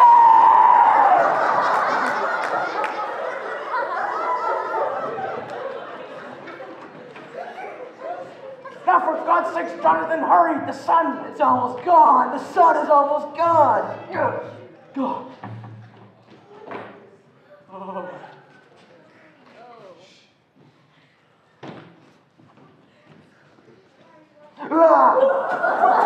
Harper, the mallet and stake!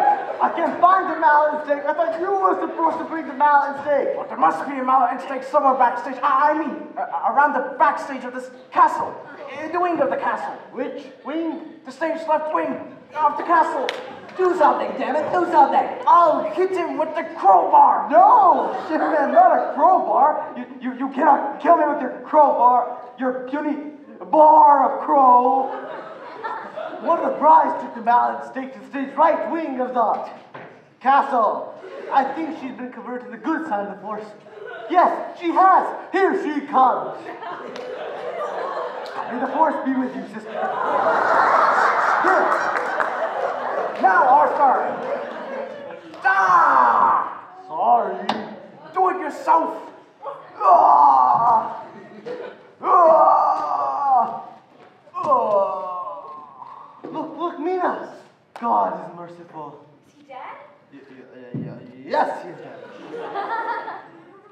Oh, Jonathan, thank God. At last, perhaps our awful nightmare is over. Yes, Lucy. Mina! At last, our awful nightmare is over.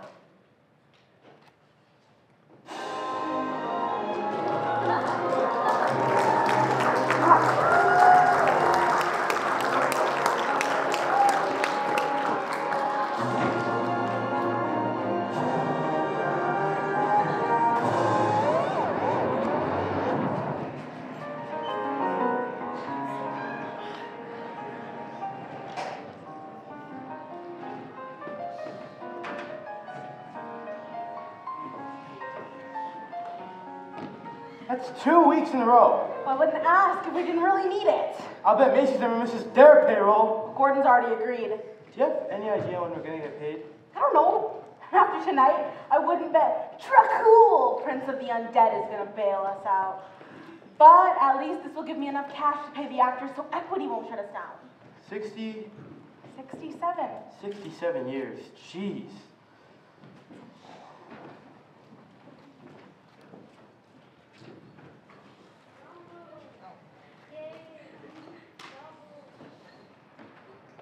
It could have been worse. Could it? No one died. I thought it was pretty funny when Richfield went for Tyler with the crowbar. Yeah, pretty funny. Don't worry about it, Gordon. It's only one performance. We'll sort out the technical stuff. Next time the actors will remember their props. Richfield might even remember some of the right names. Yeah. Hey, I thought I morphed my way out of that scene pretty well. Don't you? No. It was supposed to be funny. I'm going to the party. You coming? In a minute, okay? It's only a play, Gordon. Yeah, it's only a play. Only a company of actors like Richfield and Daisy, who've been coming here since they were teenagers. And Connie, who has no other life. It's their home. Andy McAllister was out here tonight. He saw his first play in theater in 1938. And tonight, he brought his grandson to see his first play. It's only a 67-year-old theater. I'm sorry, honey.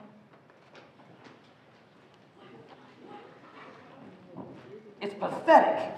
That's the only word for it. Not just the tech stuff, the script, the direction, everything. It's pathetic.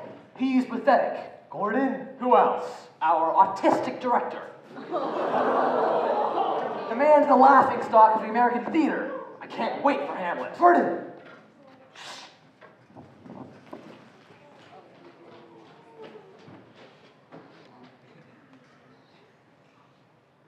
Oh, that this too solid flesh would melt, thaw, and resolve itself into a dew. Or that the everlasting had not fixed his cannon against self-slaughter. Oh, God! God! How weird, stale, flat, and unprofitable seem to me all the uses of this world.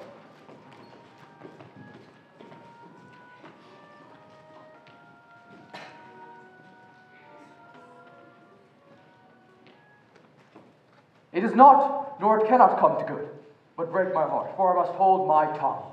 Hail to your lordship. How do you think it's going? Not bad. Not so bad at all. Good. I forgot to tell you. Kisses on the opening, old friend. You too, Vernon. Kisses on my opening. Has anyone seen Mary? No, you've been saying that for years, Daisy. Kisses on your opening and all. Maybe you could just say, break a leg or something. Why? Well, I mean, kisses on your opening? What? I mean, it suggests kisses on your opening. Yes, exactly. Kisses on your opening night. Are you the ghost now? Nope. Ghost first, Polonius now, ghost again, then the gravedigger, and finally the English ambassador. Quite the workout. Where's Mary? Haven't seen her. My duty to your honor. Is it okay out there? Yes, I think it's okay. Mary, where have you been? You almost made me late. Here I am standing here trying to prepare. Emotional preparation is really the key to acting. Isn't that right, Jack? I don't think about acting anymore. I'm a lawyer now. Ask me about torts. Foul these arise, through all the earth, overwhelm them to men's eyes.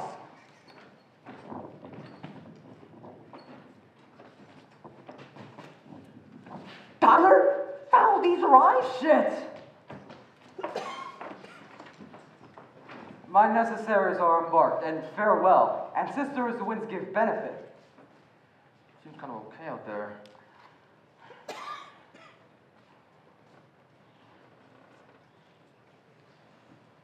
Yet here, Laertes, aboard for shame.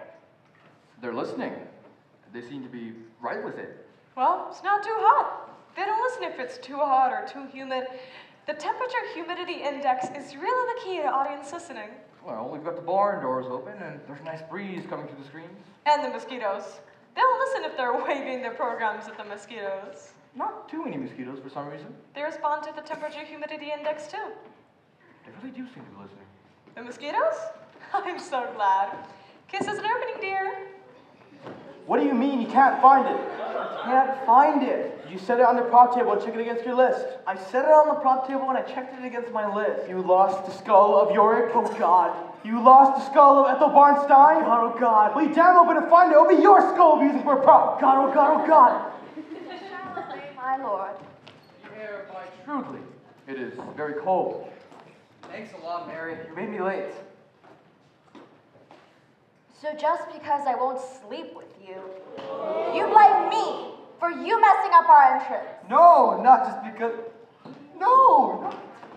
It is a custom more honored in the breach than in the observance.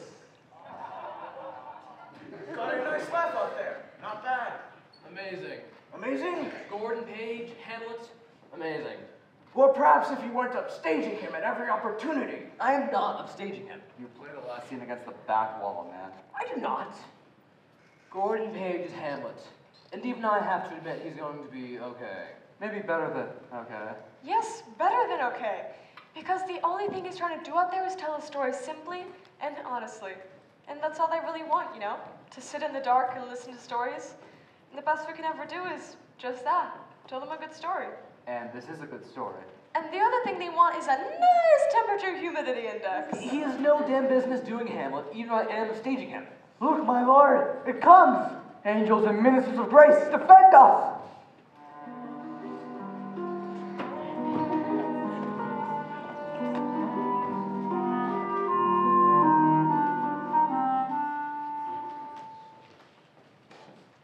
Speak this speech, I pray you, as I pronounced it to you, trippingly on the tongue, nor do not saw the air too much with your hand, thus but use all gently. Suit the action to the word, and the word to the action, with this special observance, that you overstep not the modesty of nature, for anything so overdone is from the purpose of playing, whose end at the first and now was, and is, to hold, as toward the mirror up to nature, to show virtue her own image, scorn her own feature, and the very age and body of the time, his form and pressure. Go make you ready. What ho, Horatio? Here, sweet lord, at your service.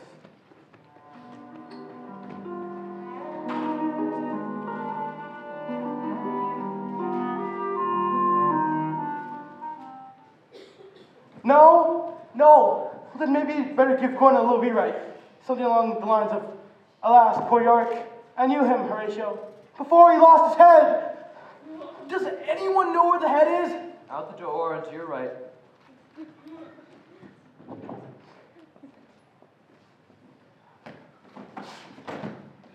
So you're still mad at me. I'm not mad. I made my entrance on time. You cut it so damn close that I broke my concentration. Preparation and concentration and listening. You know, I could have maybe fallen in love with you for real. Except you're always trying to do some bullshit actor guy thing on me. Bullshit actor guy thing. Oh, that's really smart. Some bullshit actor guy thing. Did you just say? I have to go prepare. Oh, from this time forth, my thoughts be bloody or be nothing worth. Where's the beauteous Queen of Denmark? Henry, what about this? Very good. Very artistic. Should have to go in and see what he thinks. No? No! Find the skull! Bring me the skull of Ethel Barnstein! Gordon, I have to talk to you. I'm sorry if I'm interrupting your preparation or your concentration or something like that, but you know in Act 5 when you have the scene with Richfield as the gravedigger and he's supposed to hang the skull of Yorick? Well, he won't, because I put the skull on the prop table before half hour, and I checked it off, like I was supposed to, on the pre-show prop checklist. But I went back to get it, to put it in the trap that's supposed to be the grave, and it's gone, and Henry's gonna kill me, because you can't use this cantaloupe, can you? And I'm really sorry, but maybe you could come up with a line or something like, "Who thinks I held the skull of York?" And we thought it looketh like this melon. Richfield, have you seen the skull? It's in the trap. It's in the trap. In the trap? Put it there myself before the show. Always check your own props, my boy. When I was doing Howie with Thornton in our time, well, of course all the props were imaginary, but I would check them and set up just the same. Oh, and by the way, nice work at school. Very realistic. Every time I see it, it reminds me of someone. Nobody told you? It's the skull. Very nice work, Brown. Thank you, Brown. Thank you. Where is my second grave digger? Come on, Susanna, old girl. Pickaxe and a spade for any shrouding sheet. Sarah, what are you doing back here? No cues while Richfield does his thing with the skull of Ethel Barnstein. Here, some tea. Give you a boost for Act 5. Do you think I need a boost? No, I don't think you need a boost. How all occasions do inform against me was wonderful. Very emotional. You were all choked up. I swallowed a mosquito. Oh, well, you're doing great. Don't let Vernon upstage you, though. Gordon? Yeah? I'd better get back to the headset. Yeah, you've got cues coming up. Yeah.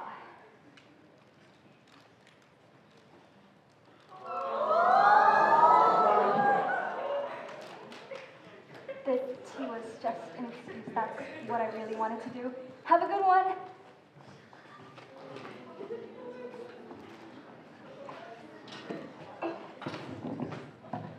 You're listening out there. PHI over MFR. What? Daisy's theory of audience involvement. Temperature humidity index divided by the mosquito frequency ratio. Yeah. Well, I just wanted to say, it seems kind of okay out there. Yeah, it does. Thank you. Don't thank me. I wanted to say you're doing okay. Okay? And there'll be a couple of steps downstage in the last scene, so you can take the stronger, the upstage position. I mean, the name of the play is Hamlet, for God's sake. See you out there. See you out there. Anon would is he that but stronger than a carpenter. I exiteth whilst thou considerest. Gordon, the skull's not in the trap. Not in the trap? Why? The gravemaker's houses last till doomsday. Daisy, have you seen Ethel? I mean the skull. Have you seen the skull? The skull was Ethel's? What? No, of course not. I didn't say Ethel. I said, FL. FL, fermenting locust. It's Latin. The place of decay, the grave, the skull. FL?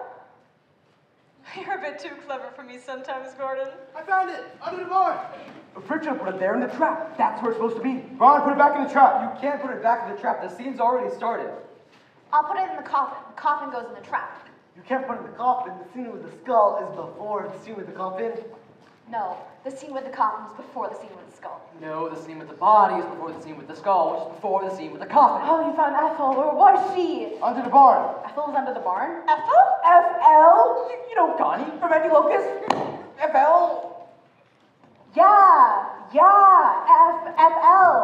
Tyler here. Totally. What? Jack's taking on when you enter. I can't take it on. Jen, sing it out there. You do it. No way, Ron, you do it. Oh, throw it over the flag. No! What about the Jello? No! What is wrong? Gordon, here.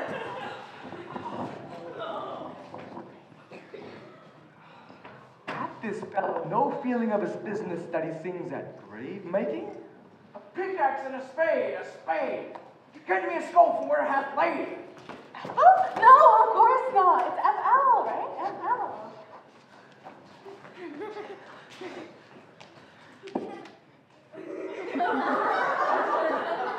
This same skull was your skull, the king's jester. The skull is Ethel's, isn't it? Yeah.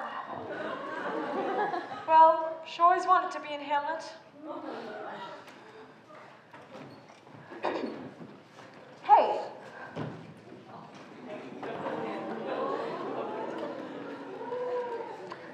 Is your head okay?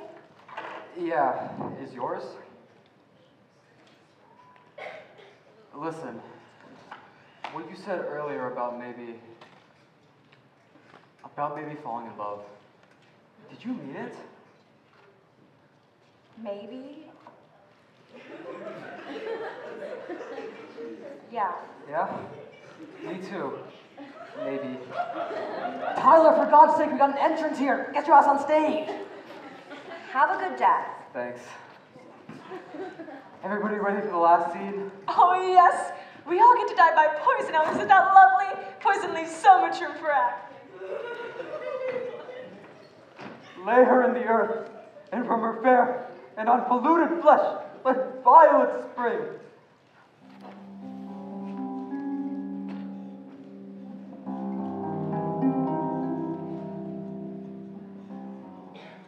Hear thou, incestuous, murderous, damned Dane! Drink up this poison, follow my mother. He is justly served. Forgive me, noble Hamlet. Heaven make thee free. I follow thee. Horatio, I am dead. Thou livest. Report me and my cause aright to the unsatisfied. Oh, I die, Horatio. The poison quite overgrows my spirit. I cannot live. The rest is silence. Now cracks a noble heart. Good night, sweet prince. Let flights of angels sing thee to thy rest.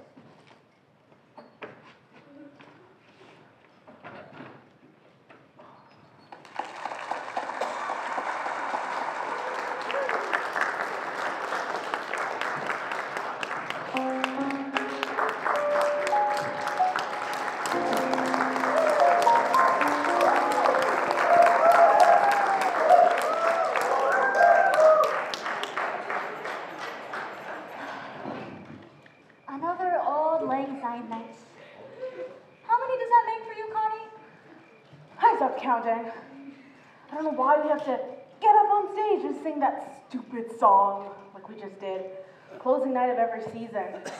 Because everybody has gotten up on that stage and everybody has sung that stupid song every closing night of every season for 67 years since the theater started. That's no reason. That's the best reason. I think we could use a change. So do I. Both of you weep like babies from the first note. And just because you two middle-aged cranks are too embarrassed by honest sentiment, it's no reason to toss a 67-year-old tradition. You need a drink. So do I, come to think of it. Henry, is that? Oh, yes, I thought I'd take her to the closing night party. Henry! She's my date. Henry! I haven't had a date for a number of years. Nor, for that matter, is Ethel. Henry!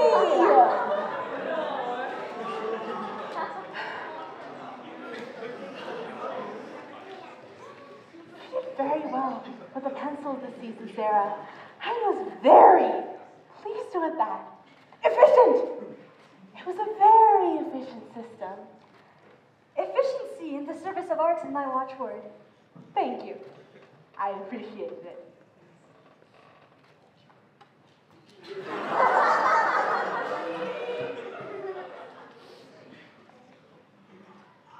Gordon, you in here?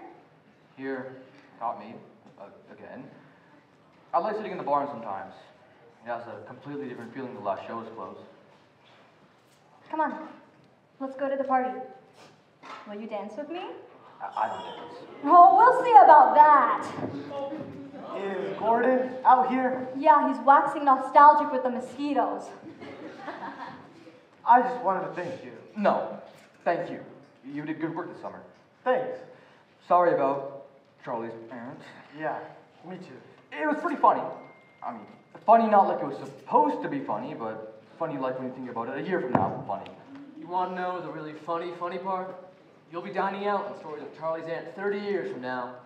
People will ask you about it in actor bars and green rooms from coast to coast. It'll be legendary. Except, you'll be a lawyer. And it won't be legendary in Wall Street law firms, river to river. And when he asks about it, they'll nod and smile, but they won't really understand. And after a while, he won't tell it anymore. And pretty soon, he won't remember why it was funny. Nope. You have to be on stage to really understand. You must be Charlie's aunt. Me? No! I forgot to get my kit from the dressing room. So, Columbia Law, when do you start? In September, I guess. You guess? No, I'm sure. I'm going. It's ironic, though. My agent called the other day. The Guthrie Theater wants to see me for an open spot in the resident company. I told them I wasn't interested. I'm starting school now. Right. Might be fun to audition, though. Probably getting out, but I can't do it. Probably. Probably. You know, I had a thought. Columbia might defer my enrollment a year. It would be nice to be part of a company again. This summer, Charley's Aunt or not, has been pretty incredible. Do you think I should look into that? Deferring my enrollment? Hey, do you think there's something from Horatio I could do for my audition? Well, yeah, there's Thanks, Gordon. Thanks for the advice. That was really helpful. And the summer? Thank you. Coming back to the party? in a minute. You know, put some air conditioning in and kept the goddamn mosquitoes out, it wouldn't be so bad up here. What are you thinking for next season? Well, I haven't given it much thought with what. How about some Strindberg? Dance of Death, maybe? I've always wanted to play the captain. Or an Ibsen. I got a killer concept for the lady from the sea. Well, Barbara kind of has this thing about Ibsen. Really? That is a terrific idea, Gordo. I bet she would sponsor it. You know. I bet she just might. If you were the one to tell her. She's inside at the party right now. Tell her it's by Henrik Ibsen, the same author as Peer Gynt. And be sure to let her know that it was you who directed Charley's Aunt. That'll clinch it. Thanks, Gordo. Thanks. So, what do you think about next season? You'd want to come back? Well, I don't suppose I got the Happy Camper Award, but this damn barn grows on you. It's the smell. What? It's the smell that grows on you. Of the grease paint? Of the barn itself. Old wood, slightly musty, maple leaves. Candle smoke? Mildew and bug repellent. 200-year-old cow shit. Flop, dear. Ethel always referred to it as flop. Look who's here. Where did you two come from? I think they've been in the prop loft. We've been checking our props. Oh dear, not again like Peer Gynt, Tyler. Tyler? Gordon, we want to ask you something. What? Well, I don't suppose it'd be possible. You know, what with the schedule now, I'm sure it won't be possible, so I won't even bother you. We want to know if we can get married in the barn next summer. Oh my goodness. How wonderful. Holy shit! This is just wonderful. A wedding in the barn again. I can't remember the last time there was a wedding in the barn. Do you remember, Sarah? I think I was blacked out. Daisy. I remember. It was Gordon and Sarah. That must be why I was blacked out. You two are married? I've been working with you the entire summer, and I didn't know you two were married? Were married? Not anymore. Divorced? For 3 years. 3 years and 4 months? And 9 days? Gordon, what about the barn? Sure, if you can do it before the season or on a dark night. Thank you. That is so cool. You are so cool for an old guy. Really? Well, only if it works with the schedule. You know, we can't interfere with the schedule, of course. Oh, shut up, honey. Wow, amazing, Tyler. Just a few days ago, we saw you morph into a bat, and here you are morphing into a married man. And that is like, wow, really amazing for those of us who know you. Let's go dance. Yes, let's go dance, Richfield. You too, Vernon. Oh, God.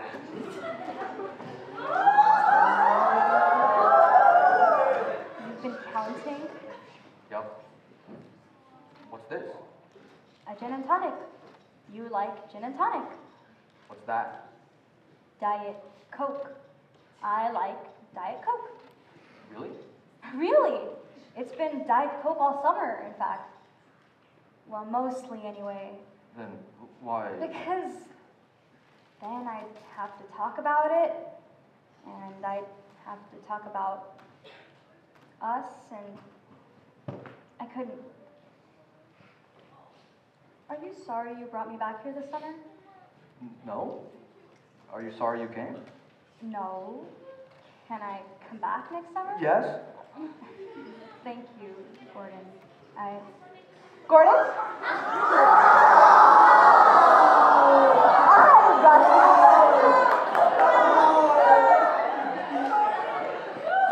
I've got some news. I've been toting things up.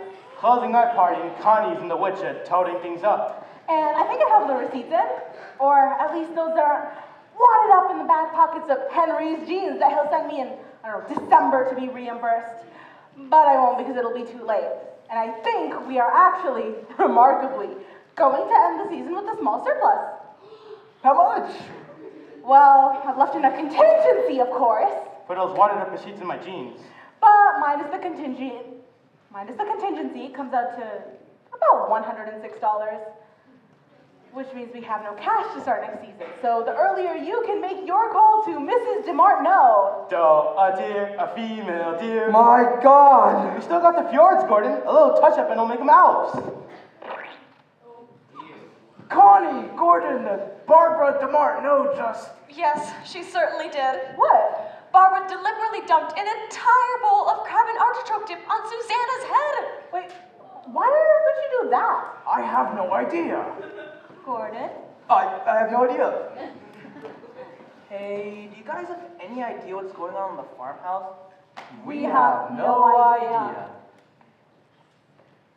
Hey, did you guys know that Barbara DeMartino knows, like, martial arts? And Susanna's a kickboxer? So who's left in there? Oh, just like Barbara and her friends from the country club. And Susanna. But Susanna looks way skanking yucky. Quick, shut the barn doors before they find us. And be quiet. They don't think we've all left. Turn on the lights.